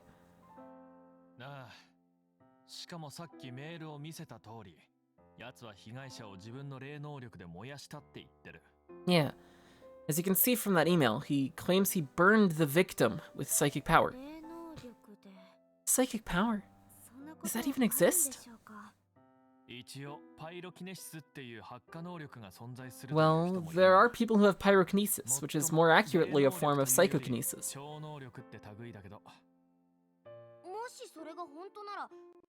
If that's true, then we got a culprit, right? Can't we get the police to backtrace the shaman's email address to find him?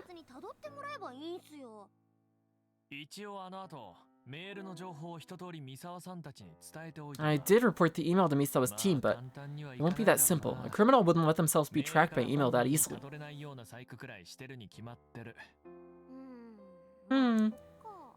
Well, I guess you've got a point. Kanade. Quiz time. Fatigue dulls your sense of taste, but fatigue affects which of these tastes the least? Sugar, salt, or malt vinegar?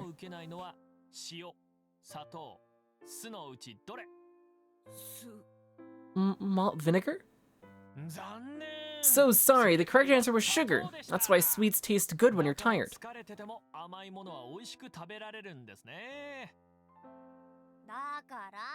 Come on, you tease Kanade way too much.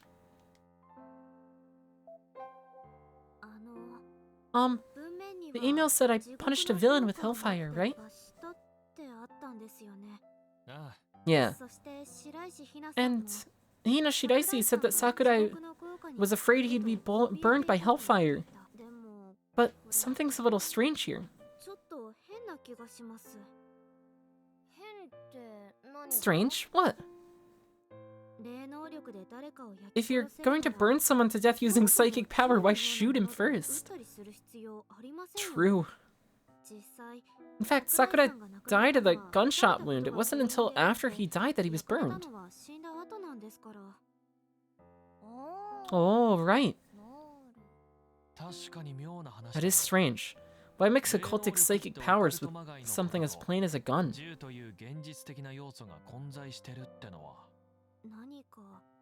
I feel like there's some important meaning there. Yeah, there probably is. Let's keep that in mind as we investigate.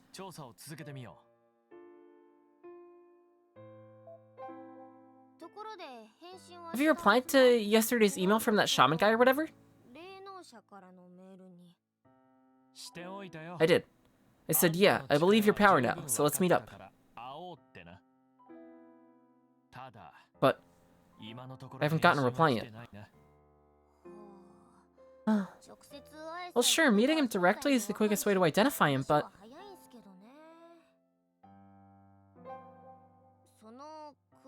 What kind of guy is this Yugensai Kumashiro?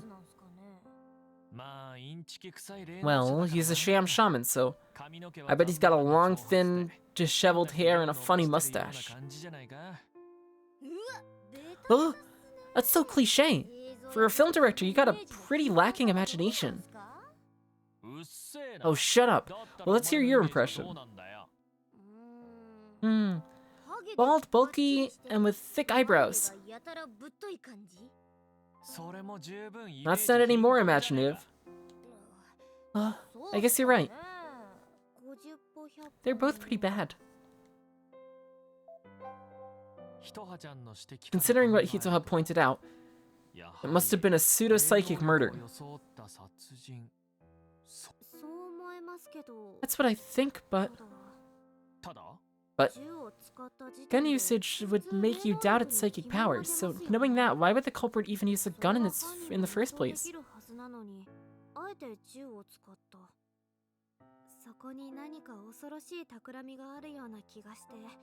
It makes me think there's some nefarious scheme. It's a little scary. It is a little scary. A scheme, huh?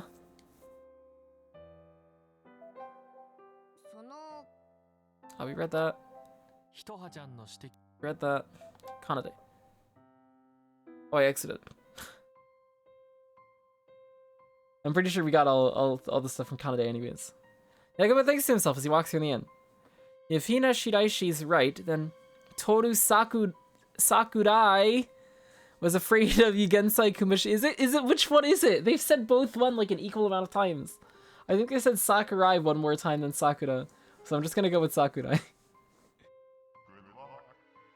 True, but thank you for the good luck. And for the host, I appreciate it. See that? You did good luck this time. It's not rigged. It's not rigged. Final good luck. No, there should be more. More. Never more. No.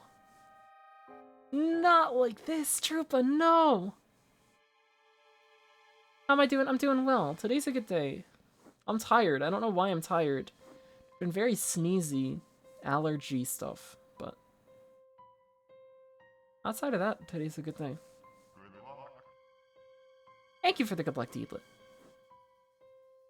But he didn't react like that when I brought up Yugensai's name at the hand washing station. That's strange. Everything about this incident is strange. Director, where are you going? We're gonna leave you behind. Oh, right. While Yagumo was deep in thought, the others had gotten way ahead of him. Yagumo shakes the dark thoughts out of his head as he hurries to catch up with the others.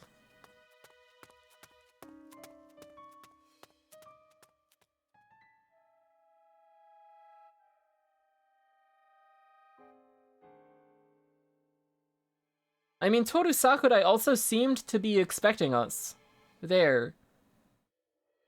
So I guess Yugensai had been in contact with him as well.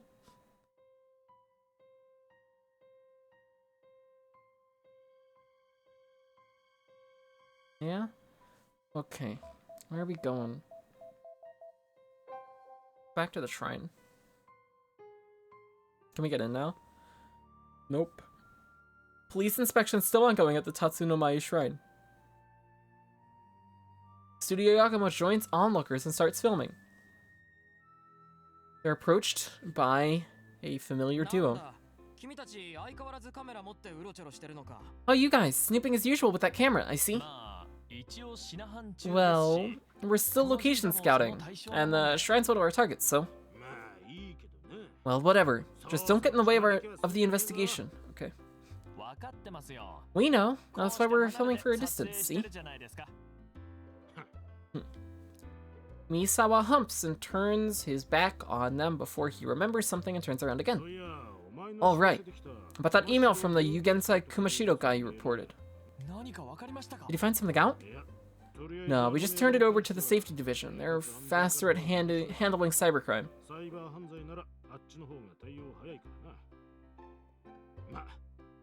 Oh, it's probably just some spammy prank email. Oh.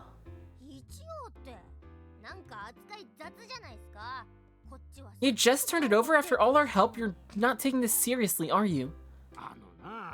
Look, we got our hands full tracking down the murder weapon and Toru Sakurai's cronies. And you want us to investigate the possibility that the murder was done by psychic fire? Yes, please. Please investigate that possibility. I'm gonna take a screenshot here too, because we got a lot of characters here. They'll call us crazy and take us off the case. When Magari pouts and falls silent, Hitoha takes over. But the email had clear criminal intent, so isn't there a high probability that the sender is connected to the case? I see. You got a point, Hitoha. That shaman could hold the key. Dude, what a simp. So we need to investigate the shaman. Like hell we do. Besides, that email was sent last evening, right? So he could have just learned about the incident in the papers or on the news, couldn't he? Well, the body was found in an unnatural state, right? A burned body without a trace of fire. With an unnatural phenomenon like that, I think it only makes sense to think someone supernatural like a shaman could be involved. Okay. True, so we should focus our investigation on that shaman. Like hell we should, dumbass. Ow. Misaba jabs Keishino on the back of the head and starts lecturing him. As Yagumo blankly watches them, he thinks back on all of Yugensai's emails. Detective Misawa's got a point. Maybe he saw it on the news and made it seem like it was his psychic power that did it. But then again, Hina Shidaishi said that Sakurai was threatened with hellfire. If that's true, then Yugensai predicted the incident. And most importantly, he knows I want to know the truth behind the project from 10 years ago.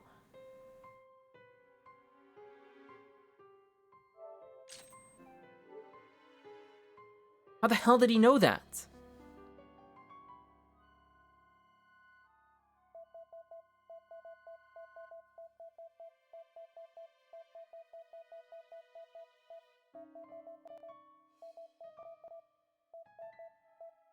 We went to the inn already. Or we started at the inn. Let's go to the gymnasium. There probably won't be anything here for us. Oh, they did come back here. Misaba and Keishino are in the room at the gym. Misaba, have you finished the on-site inspection? No, but we did get DNA test results from HQ. You just finished checking them. Huh? You mean from the blood stain in the left hand? So how'd it go? What? Why should we tell you? Oh, well... We're all friends here, aren't we, Detective? You can tell us, can't ya? We are all friends here, yeah.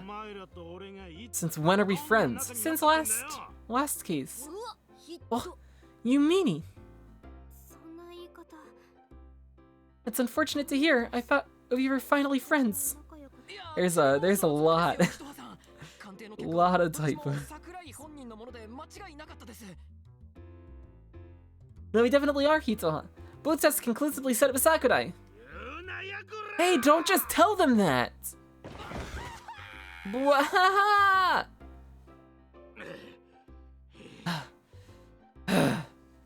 Misaba knocks Keishino away with a well-executed dropkick before catching his breath. Are you okay? You shouldn't be straining yourself at your age. Shut up.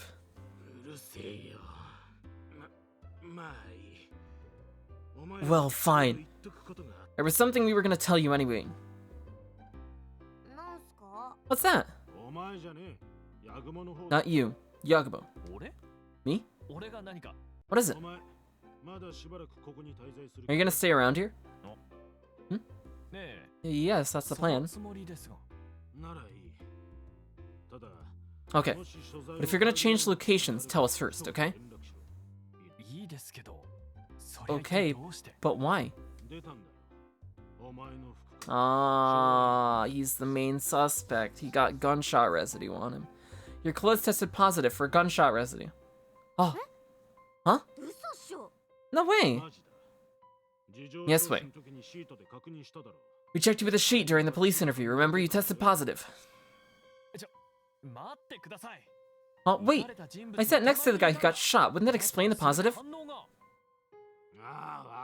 Ah, yeah, I know. No need to panic. We understand that much.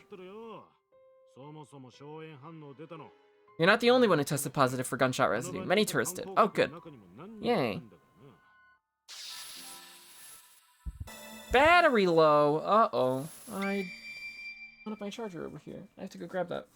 I have it upstairs. The tourists too? Yeah, and according to our interviews, they were all scattered around the shrine. Oh.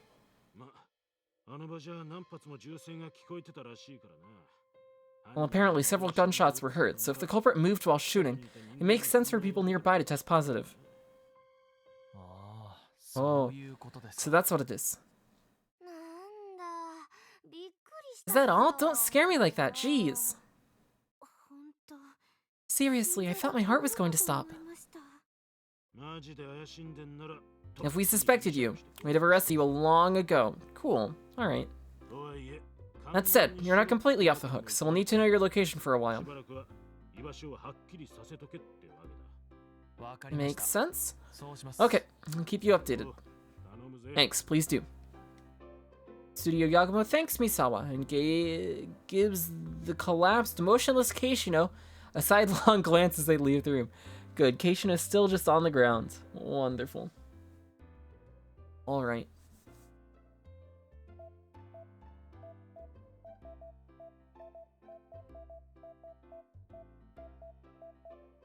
Go to the community center. I don't think that we have to review the footage at all. At this point. Maybe we will. Huh?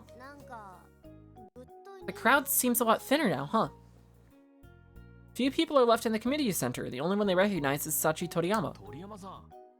Toriyama, where did everyone go? Oh, hello there. Right, so since everyone has work and school, non-essential people were let home. Okay. Oh, right.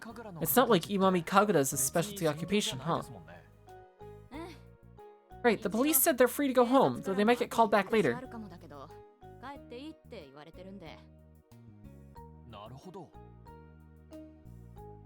Oh, the crutch he had? No. I don't think it's there. At least not that I remember. I don't remember seeing it when we looked at the footage.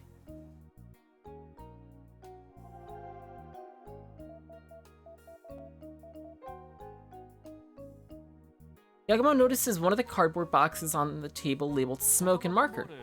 The smoke candles are in that box, right? Yeah, something kept bothering me, so I had someone from the Kagura shop take a look at them. Something bothered you? You mean how during the incident the smoke was unnaturally more intense than usual? Yes, exactly. I see, of course people in the film industry would notice something was off, huh? I think even ordinary people would think something was off. Yeah, it's not like we used more than normal, and yet there was an intense amount of smoke. Just when we thought something was off on stage, all hell broke loose. So does that mean you used something different than usual? Personally, I plan to use the usual ones, and they all look the same as usual, but I double-checked with someone at the shop, and they said this isn't the product that we make.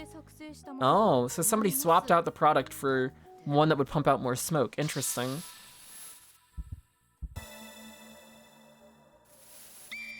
The smoke candle wasn't the one sold at the shop.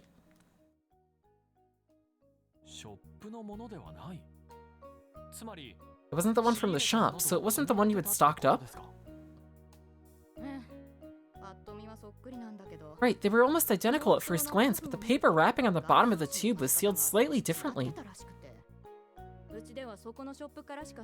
We only used products from that shop, which means someone had to have switched it out.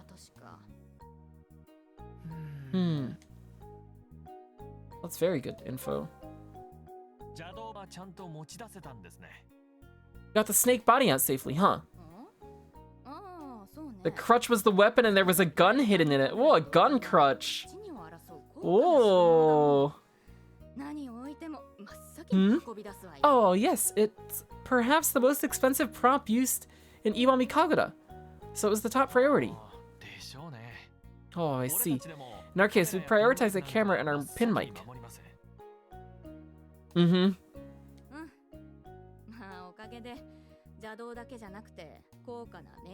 I see. Well, luckily the snake's body is safe, as well as the valuable masks and costumes too. Okay. Did the other core members besides you leave Toriyama?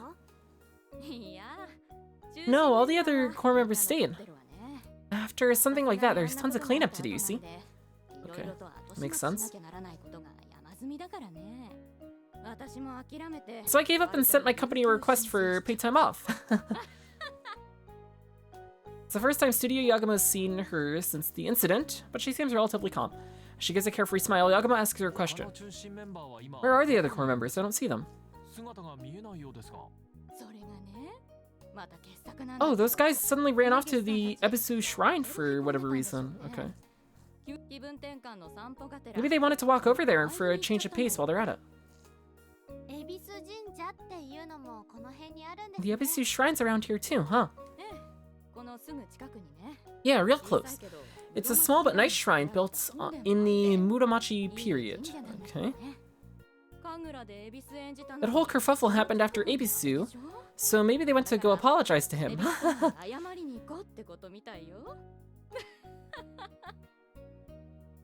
Okay. Anything else? Come to think of it, I don't see Hina Shiraishi. Did she go home?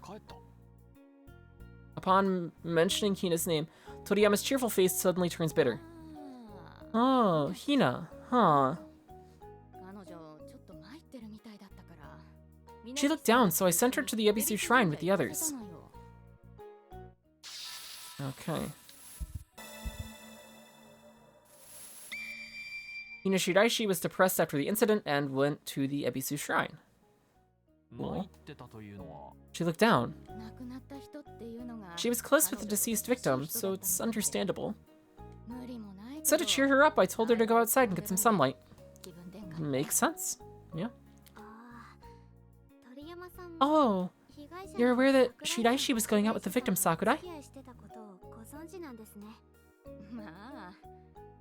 Well, the girls in the troupe talk about these things and come to each other for advice.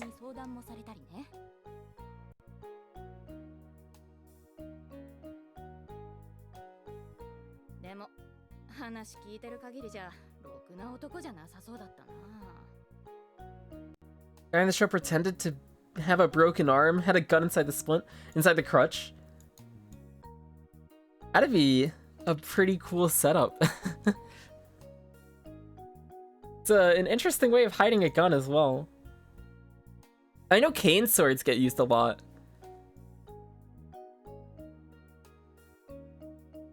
Oh, cast, yeah.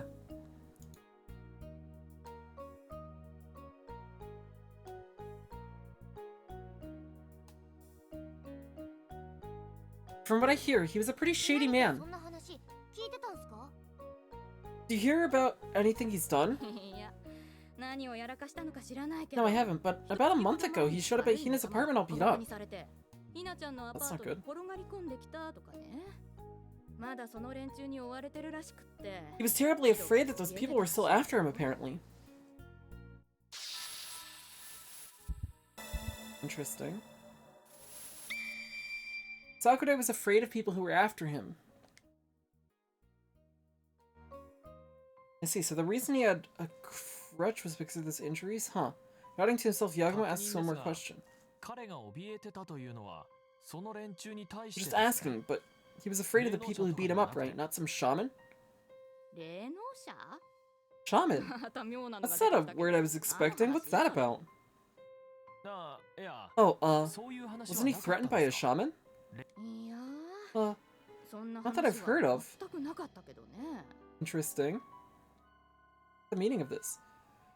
Was she just not told about Yugensai Kumashido, or... Interesting. Anything else?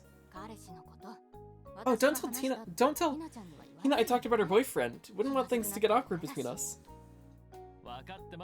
Don't worry, we protect the confidentiality of our sources.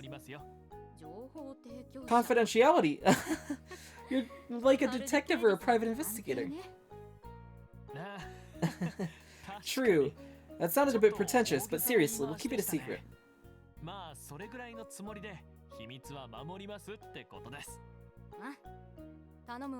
Okay, please do. What else? Check the snake body bag. Fortunately, it doesn't seem damaged or dirty anywhere. It's precious, so I'm glad it was taken out of the chaos safely. Do you know when the smoke candles were switched? I checked the night before, but as I said, they almost looked identical at first glance. So they could have been switched before then, and you just didn't notice. So maybe they were switched out before that, and I just didn't notice.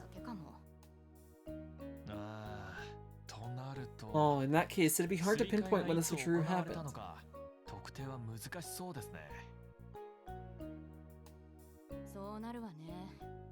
Indeed. Sorry I can't be of much more help. Alright. Out. I'm gonna run real quick and grab my charger for my controller, because my controller's probably gonna die soon. So I'll be back in like a minute. I'll be real quick.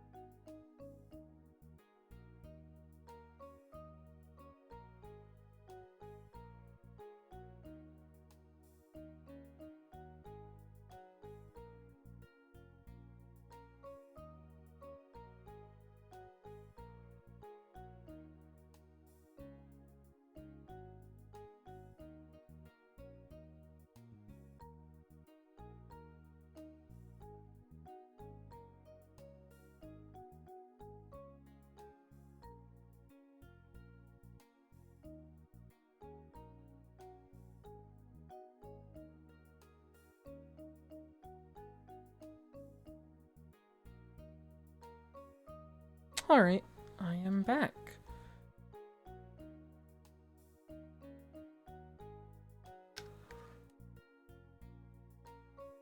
Good. Now the controller won't die. Okay. Where to now? We just checked the community center. Let's go back to the van, I guess. We can go back to the inn as well. Inside the van, everyone looks at Muggety's laptop. After several previews of the incident footage, they find no clues in particular. I guess there's no point just watching the footage aimlessly. Yeah, I thought we might be able to find a clue, but I guess we'd be better off doing fieldwork. We give up on aimlessly watching the video and head out of the van once more. Can we go to the Ebisu Shrine at this point? Oh, we can. Cool. I didn't even see that got added on the top left. Wonderful. They headed to Yunotsu's Ebisu Shrine. The shrine dates back to the Muromachi period. Its raised floor gives it a unique silhouette. Oh, pretty. Oh, that's a pretty compact shrine, but it's got a pretty interesting shape. Yeah, it's pretty picturesque. I'd like to use it somewhere in our TV drama. Yeah, you know, it feels like it's been ages since I've heard you say something location scouting. You're right. Kind of feels like we keep forgetting our original goal. Please pull yourself together. It's fine and dandy to investigate the case, but we gotta eat, you know? Gotta earn enough money to pay me my bonus, director. Yeah. Okay.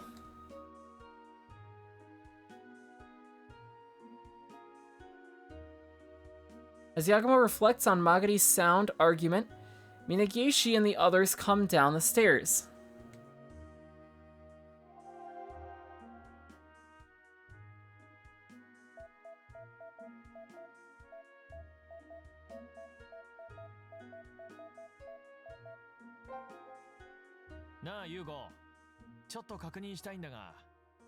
Hey Yugo, there's something I want to ask. What's up? Ask away. Well, you said that you didn't ask for the smoke to turn out the way it did, right?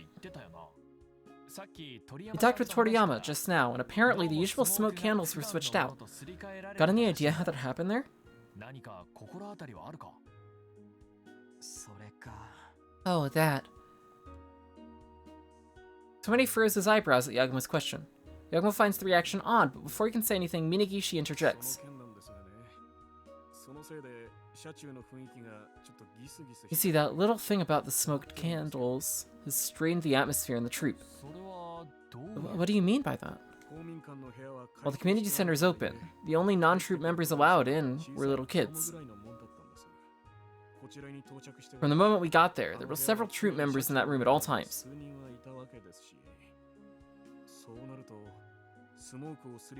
So if someone switched out the smoke candles, it'd have to be a troop member, casting suspicion on all of us. I see. So is everyone suspecting someone? Well, no, nobody's saying anything like that. It's just, we all feel the tense atmosphere.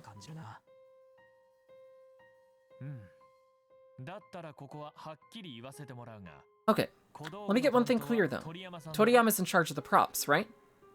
You sure everyone's not at least subconsciously suspecting her to be behind the smoke candles? Three of them fall silent at Yagumo's words, okay. That tells a lot.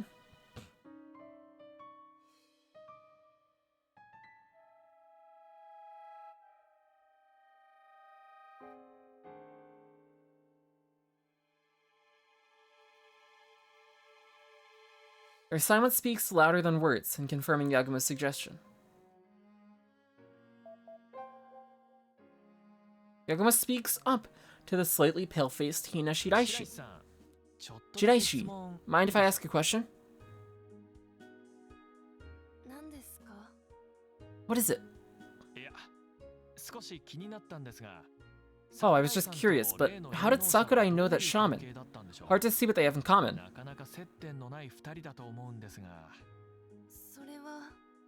Well, I don't know either. You don't know? Not even how they met? No, he wouldn't talk about it at all. All he said was that he was threatening him.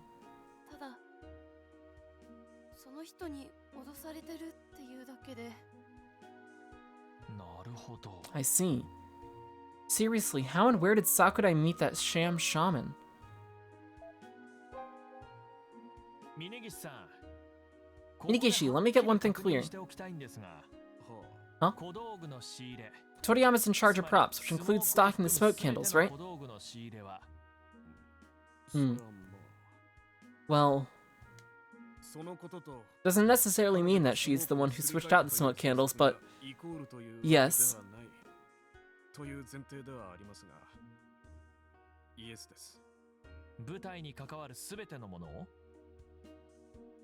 Is she in charge of all other stage-related matters too? Yes, that's how the roles are divided. Oh, but you bought the candies, right, Shiraishi? Yes.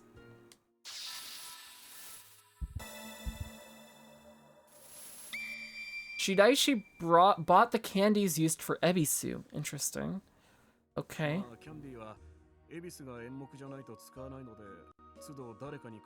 Well, the candies are only used for Ebisu, so someone buys them each time, but Toriyama's in charge of all other props. I see. Said she went all the way to the shop to check on the smoke candle anomaly. I doubt the one who pulled off the switcheroo would go through all that trouble, but...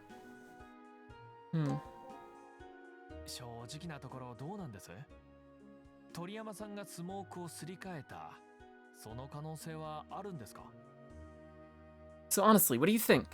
Is it possible Toriyama's the one who switched the smoke candles? Well, I'd say no. She loves Iwami Kagura. She wouldn't ruin it like this. I see. Minagishi, if you can vouch for her as leader, then I think so too. Yes, there's no doubt about it. Okay.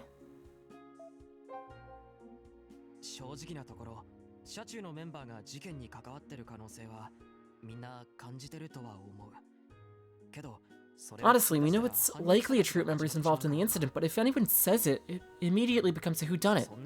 It's unproductive for us, non-police people, to start bickering and pointing fingers, isn't it?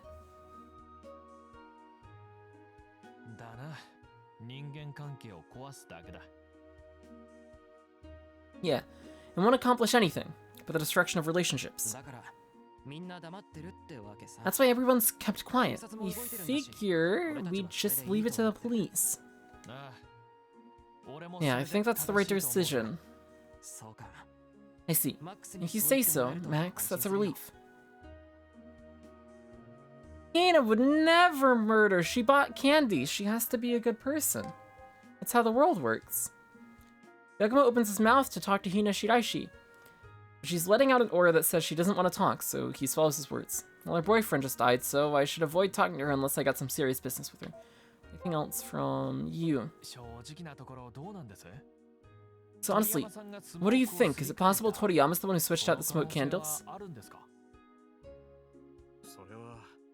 Okay, we read through those already. Oh, we're good. Leave.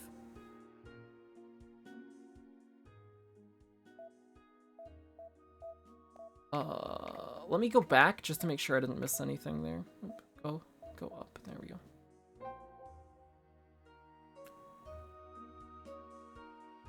Minagishi and the other troop members walk around the NPC shrine, basking in the sunlight. Oh, they're still here. Did I miss dialogue here? No. I must need more information from somewhere else first. Okay, that makes sense. We'll have to come back here. Let's go to the shrine instead. Can we go in now? Oh, he's here.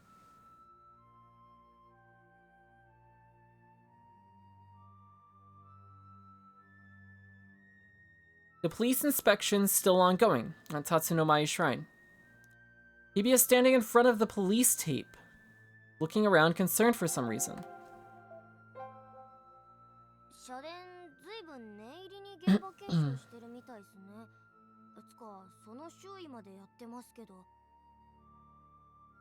Looks like they're inspecting the shrine building, and the area around it too. Are they looking for the murder weapon? The culprit may have dropped the gun and run. Thank you for the good luck, Deedle. You think so? I'd assume you'd hide the gun and take it with you. Well, yes, normally that'd be the case, but...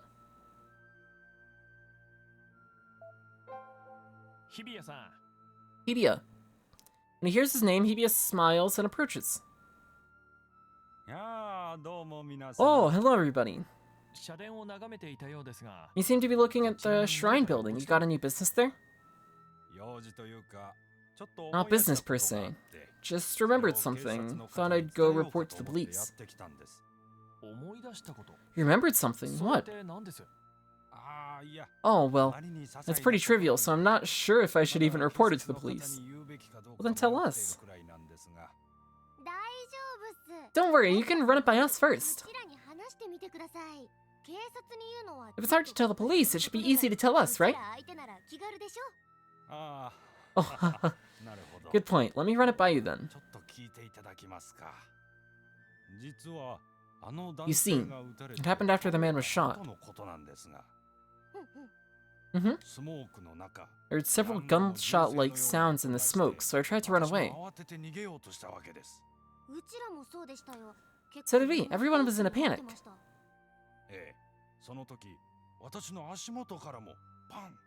That's the candies. The candies were said to explode.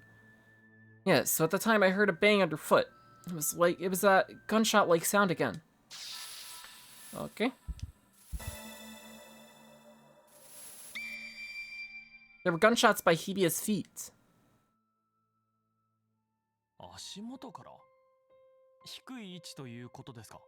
Underfoot? The sound came from down low? Oh, not just from down below, but literally under my feet. At least it sounded like that. I see. Now that you mention it, it did sound like there were gunshots scattered about down low.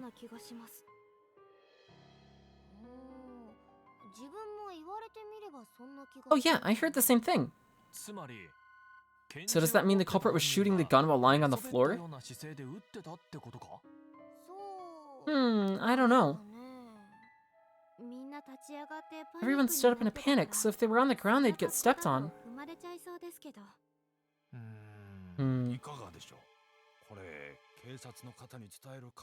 What do you think? Is it worth reporting to the police? Oh, I think it's definitely worth reporting. Really? You think so? In that case, I'll go report it to that officer over there. Alright. Hibiya gladly thanks them and trots off towards the officer investigating the shrine. Can we go talk to Hina about her candies that she provided now? Maybe? Nope. Oh, it looks like we're going back to the end. Sun's already setting. Huh? Yagumo stops in the middle of the path and looks up at the orange sky. Seems like the more we look into the case, the less sense it makes.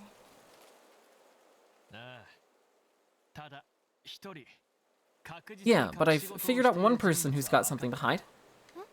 Huh? You mean, like, the culprit? No, probably not. But in any case, we need to get the truth out of her.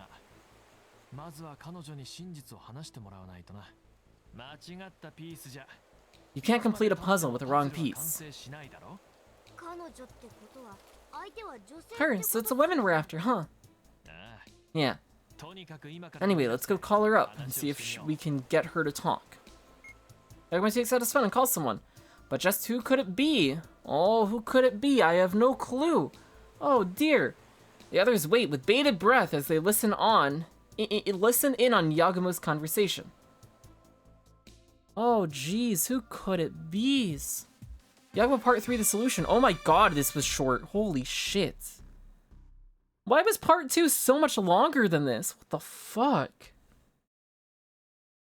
This is taking like half the time to get to the solution for this part. Very interesting. Part 2 was long as fuck. In a room at the Masuya Inn, Studio Yagumo had already gathered as they wait for the time they agreed to on the phone. You think she'll come? I told Tomine to pass the message. Since he hasn't said anything after that, it means she agreed. Hopefully that's the case, but... do you think she'll tell the truth?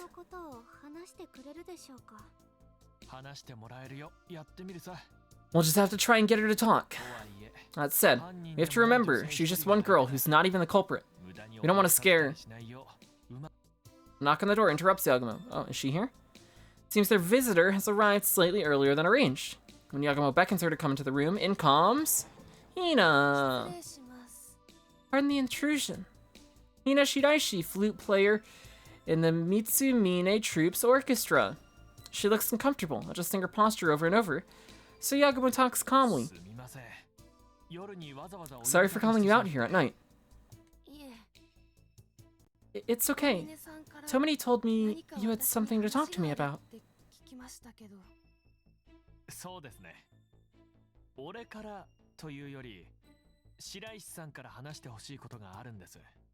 Right. Though to be more accurate, it's something we want you to talk about. We want you to talk to us about, Shiraishi. You want me to talk? Yes, we want you to talk about the truth you're hiding. A sharp light flashes in Yagumo's eyes, signaling the start of his interrogation of Hina Shiraishi. Alright, let's get her! What exactly am I hiding? First, why don't we look back to the day of the incident? We're gonna go max mode on her! Yeah! Specifically, to the moments following the sound of the first gunshot. Sakurai fallen. Thick smoke made things hard to see. As the crowd panicked, even more gunshots were heard, correct? Yes. But doesn't that seem strange? If the goal was to murder Sakurai, there's no point to keep shooting. Well, maybe the shooter tried to shoot him more to make sure he was dead or something? No. You see,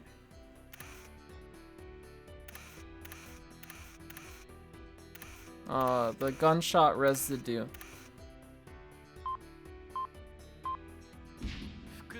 Many tourists scattered all around the shrine tested positive for gunshot residue.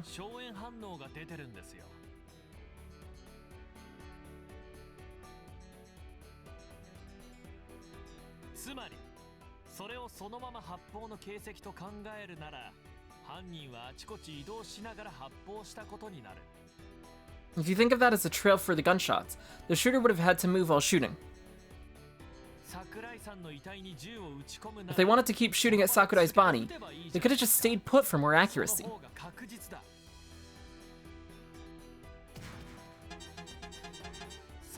Okay. And if they shot close enough to that many people to get all those positive gunshot residue tests, someone could have seen them, even in the smoke. And yet, nobody's come forward saying they have. Don't you find that strange?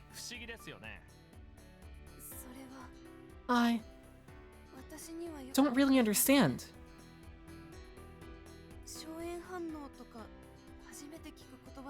I've never even heard about gunshot residue. I see. And let me point out something else that was strange. We all heard gunshot-like sounds that night, but there were gunshots by Hibiya's feet. Someone testified he heard gunshots by his feet. By his feet, meaning down at the ground. That's an odd place to hear gunshots from, right? So everyone was running around in a panic. The culprit was shooting while lying down.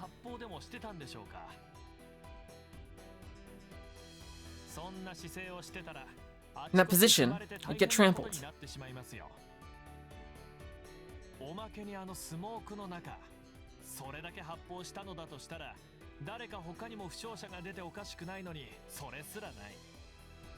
And if they shot that many bullets in the smoke, you'd expect other people to get injured, but there wasn't a single one.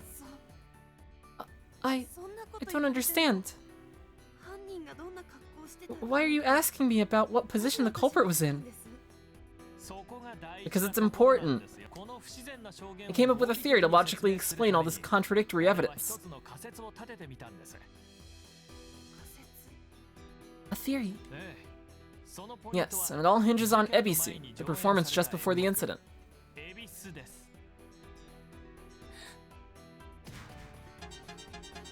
She knows what's common.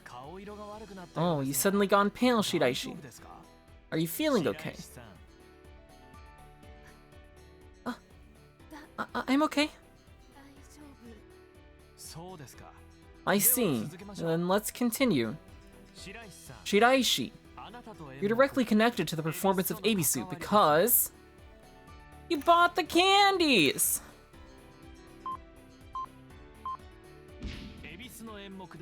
You're the one who supplied the candies used in Ebisu's performance, weren't you? Ah! Candies are traditionally scattered in Ebisu, and you were tasked with providing them.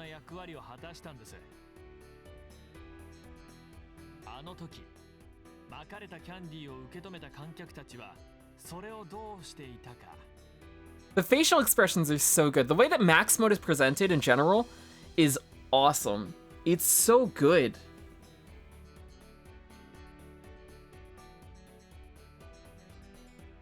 What did the audience members do with the candies they received that night? Some of them may have pocketed them immediately, but many others placed them by their feet, so that they wouldn't miss the performance.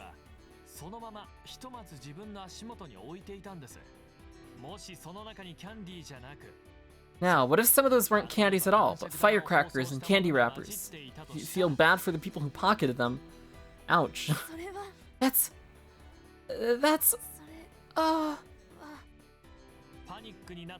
During the panic, the audience abandoned the candy at their feet and ran for safety. When the firecrackers got trampled underfoot, they exploded and sounded just like gunshots.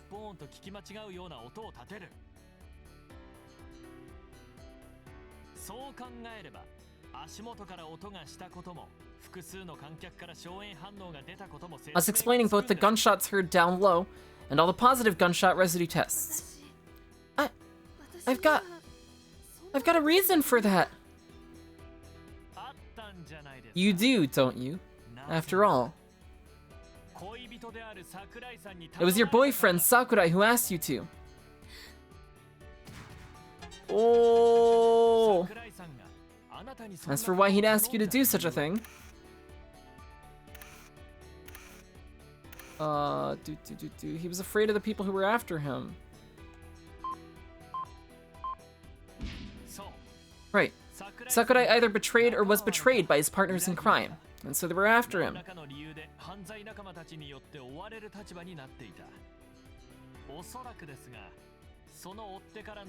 Just guessing here, but are you sure he didn't fake his death to escape his pursuers?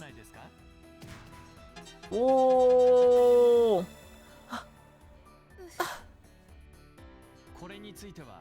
But that's just my speculation, which is why I need you to tell us the truth. Yeah!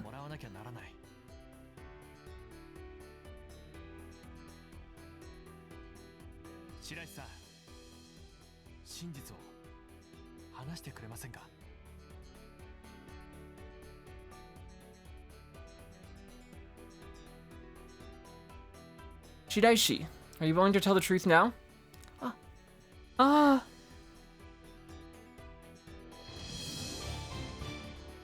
We did it! I don't know. I don't know. I don't know why it all happened.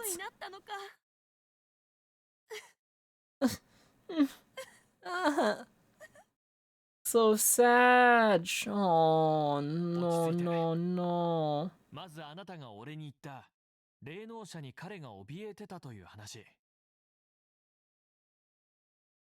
Calm down. First of all, you know how you said that he was afraid of a shaman? That was a lie, wasn't it? I'm sorry. He told me to say that. He told me to say that if anyone asked. Yes, so he meant to fake his own death then.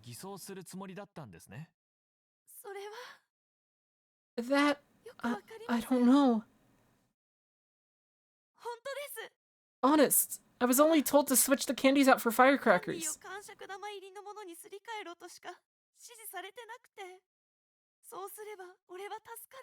That way, he'd be saved. And yet, he died. He actually legitimately died.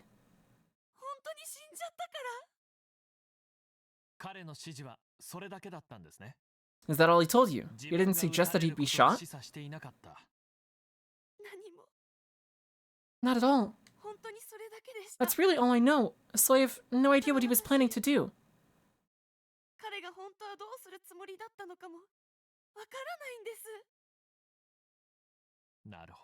I see. Yagumo looks up at the ceiling and sighs. While one truth has been revealed, the mystery as a whole has only gotten deeper. As he sighs, he spits out a feeling of futility.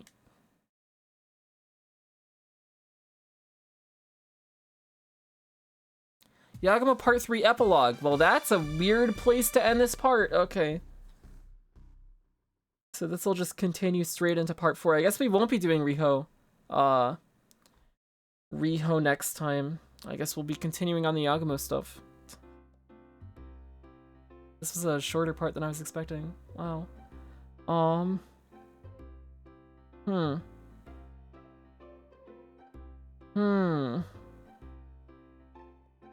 Early the next morning, Studio Yagumo gathers by the Masuya entrance, ready to depart. Oh, thank you for the good luck, Cecilia. I appreciate it. Don't forget to drink enough. I've been drinking water. I've been through a bottle and a half so far. I've got another bottle over here as well. Lots of water. Studio Yagumo gathers by the Masuya entrance, ready to depart. Itoha, Magari, and Yagumo are already there, waiting for Kanade to finish using the bathroom. Yagumo hears an email notification and quickly takes out his phone. He opens up his email app to see. Subject, let's meet up. From Yugensai Kumashiro. Dear Max Yagumo, I see you finally believe in me. I'm quite pleased. It seems the time has come for me to meet you face to face. Please come to the Kuni Yuzuri Beach tomorrow night at 9. I shall tell you everything I know about the project from 10 years ago. You're finally gonna show your face, huh? You damn sham shaman show-off. Tomorrow, that smug face of yours is gonna beg for mercy. Director! Director! Director! Director! What's up, Magari? Don't what's up me, Kanade's here. We're all here now.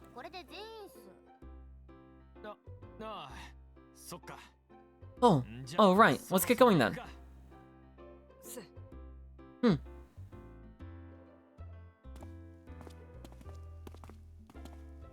Yagumo starts walking with his team, and then two men block their path. Misawa and Keishino. Huh? Detectives.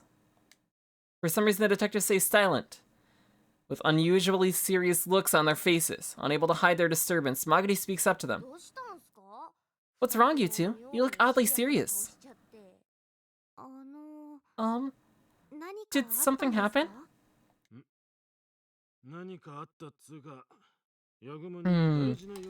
we've got something important to discuss with Yagumo anyway. With me? What happened? Oh. We found the weapon used in Sakurai's murder, a 3D printed gun that was tossed in a thicket. 3D printed gun? That's a pretty modern murder weapon. It's got your fingerprints on it, Yagumo. Oh no.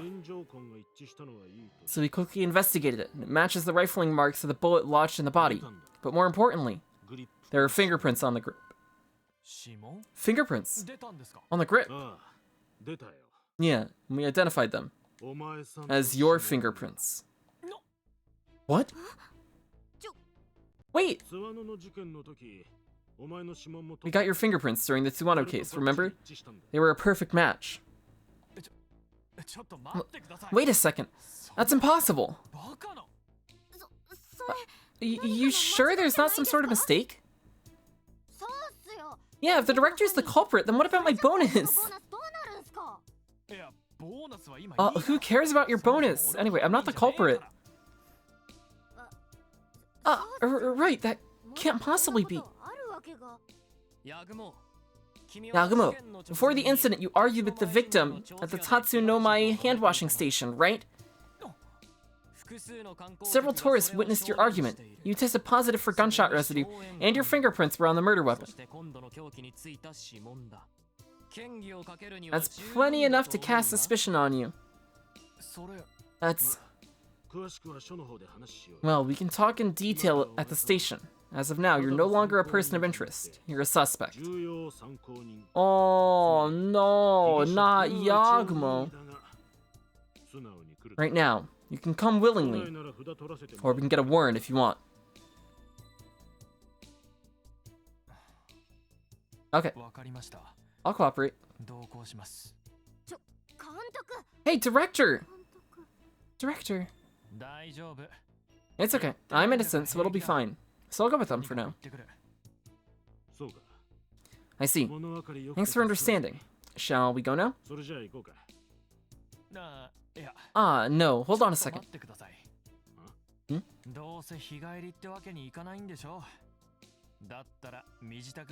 This isn't gonna end anytime today, is it? At least let me get dressed and grab my toiletries. Misawa, that sounds reasonable. Okay, fine. 5 minutes. You got 5 minutes. Thanks. I'll make it quick. Director. Itohan, Magari, and Kanade each express concern in their own way as Yagumo goes up to the room. He sure is taking his time. Misawa looks at his watch in frustration. Almost 10 minutes have passed since Yagumo went up to the second floor. Hey, Keishino, go check up on him. Yeah, I don't care if he's stalling for time, just drag him out. Yes, sir. Keishino quickly trots up the stairs, and just a few moments later, he nearly tumbles his way back down. Oh no, no, no! Huh? What happened? He's gone! Yeah, no shit. What? He ran out the second story window. Huh? Not just Misawa, but everyone present screams in surprise. But their shouts fade into the clear blue sky. Why in the world would they let him go up to his room alone? How incompetent are these police officers? Jesus. Alright, part 3 done! Yay! That was really short. Just a tiny bit longer than Riho part 1. Half the length of part 2 yesterday.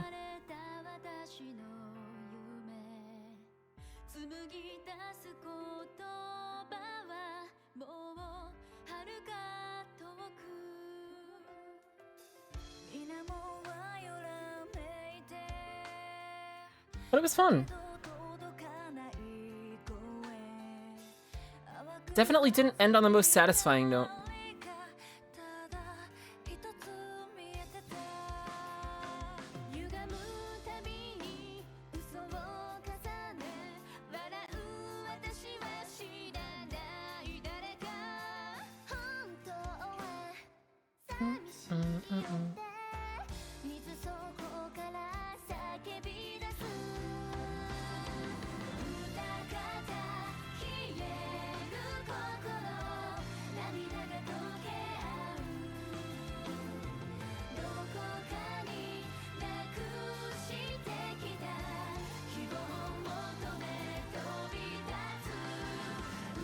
Part 4 of Yagumo is, seems like it's gonna pick up quite a bit. Magari is Zhao Lei from DL. Oh! Interesting.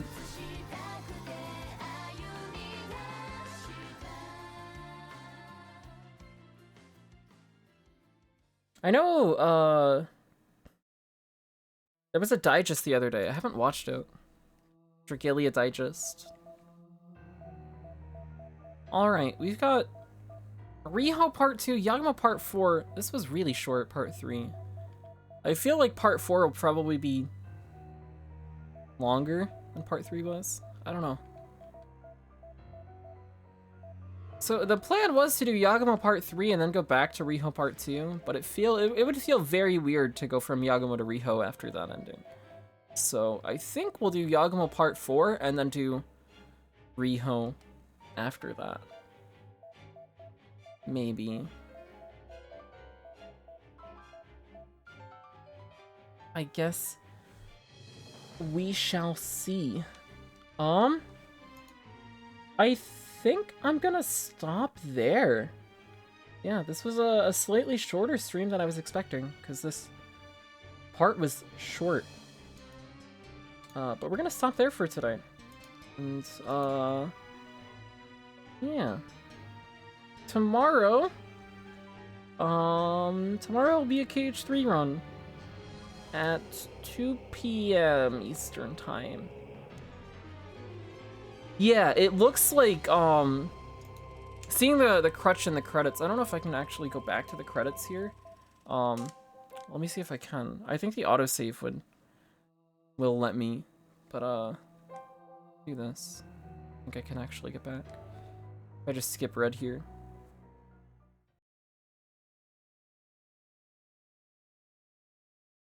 We do, where is it? Which is the same as a skip all in this case, because we've read all this, but... Well, we also never ran into the quiz guy this time, either.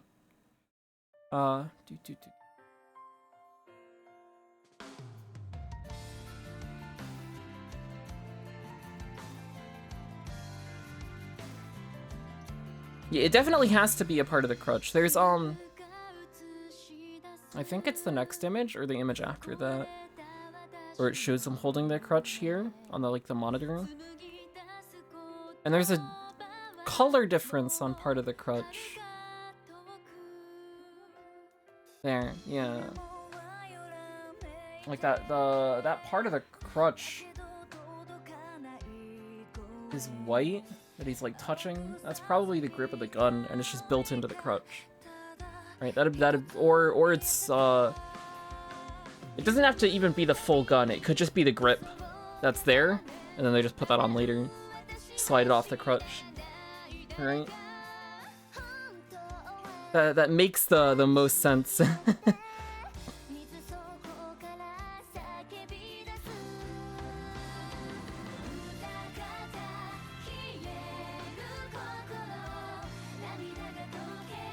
Also, this song is really good. I like this song a lot.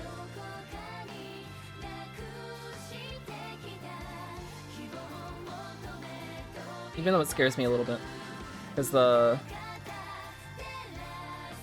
copyright stuff. Yeah, it was a 3D printed gun as well. So all the parts are most likely printed individually and then assembled together.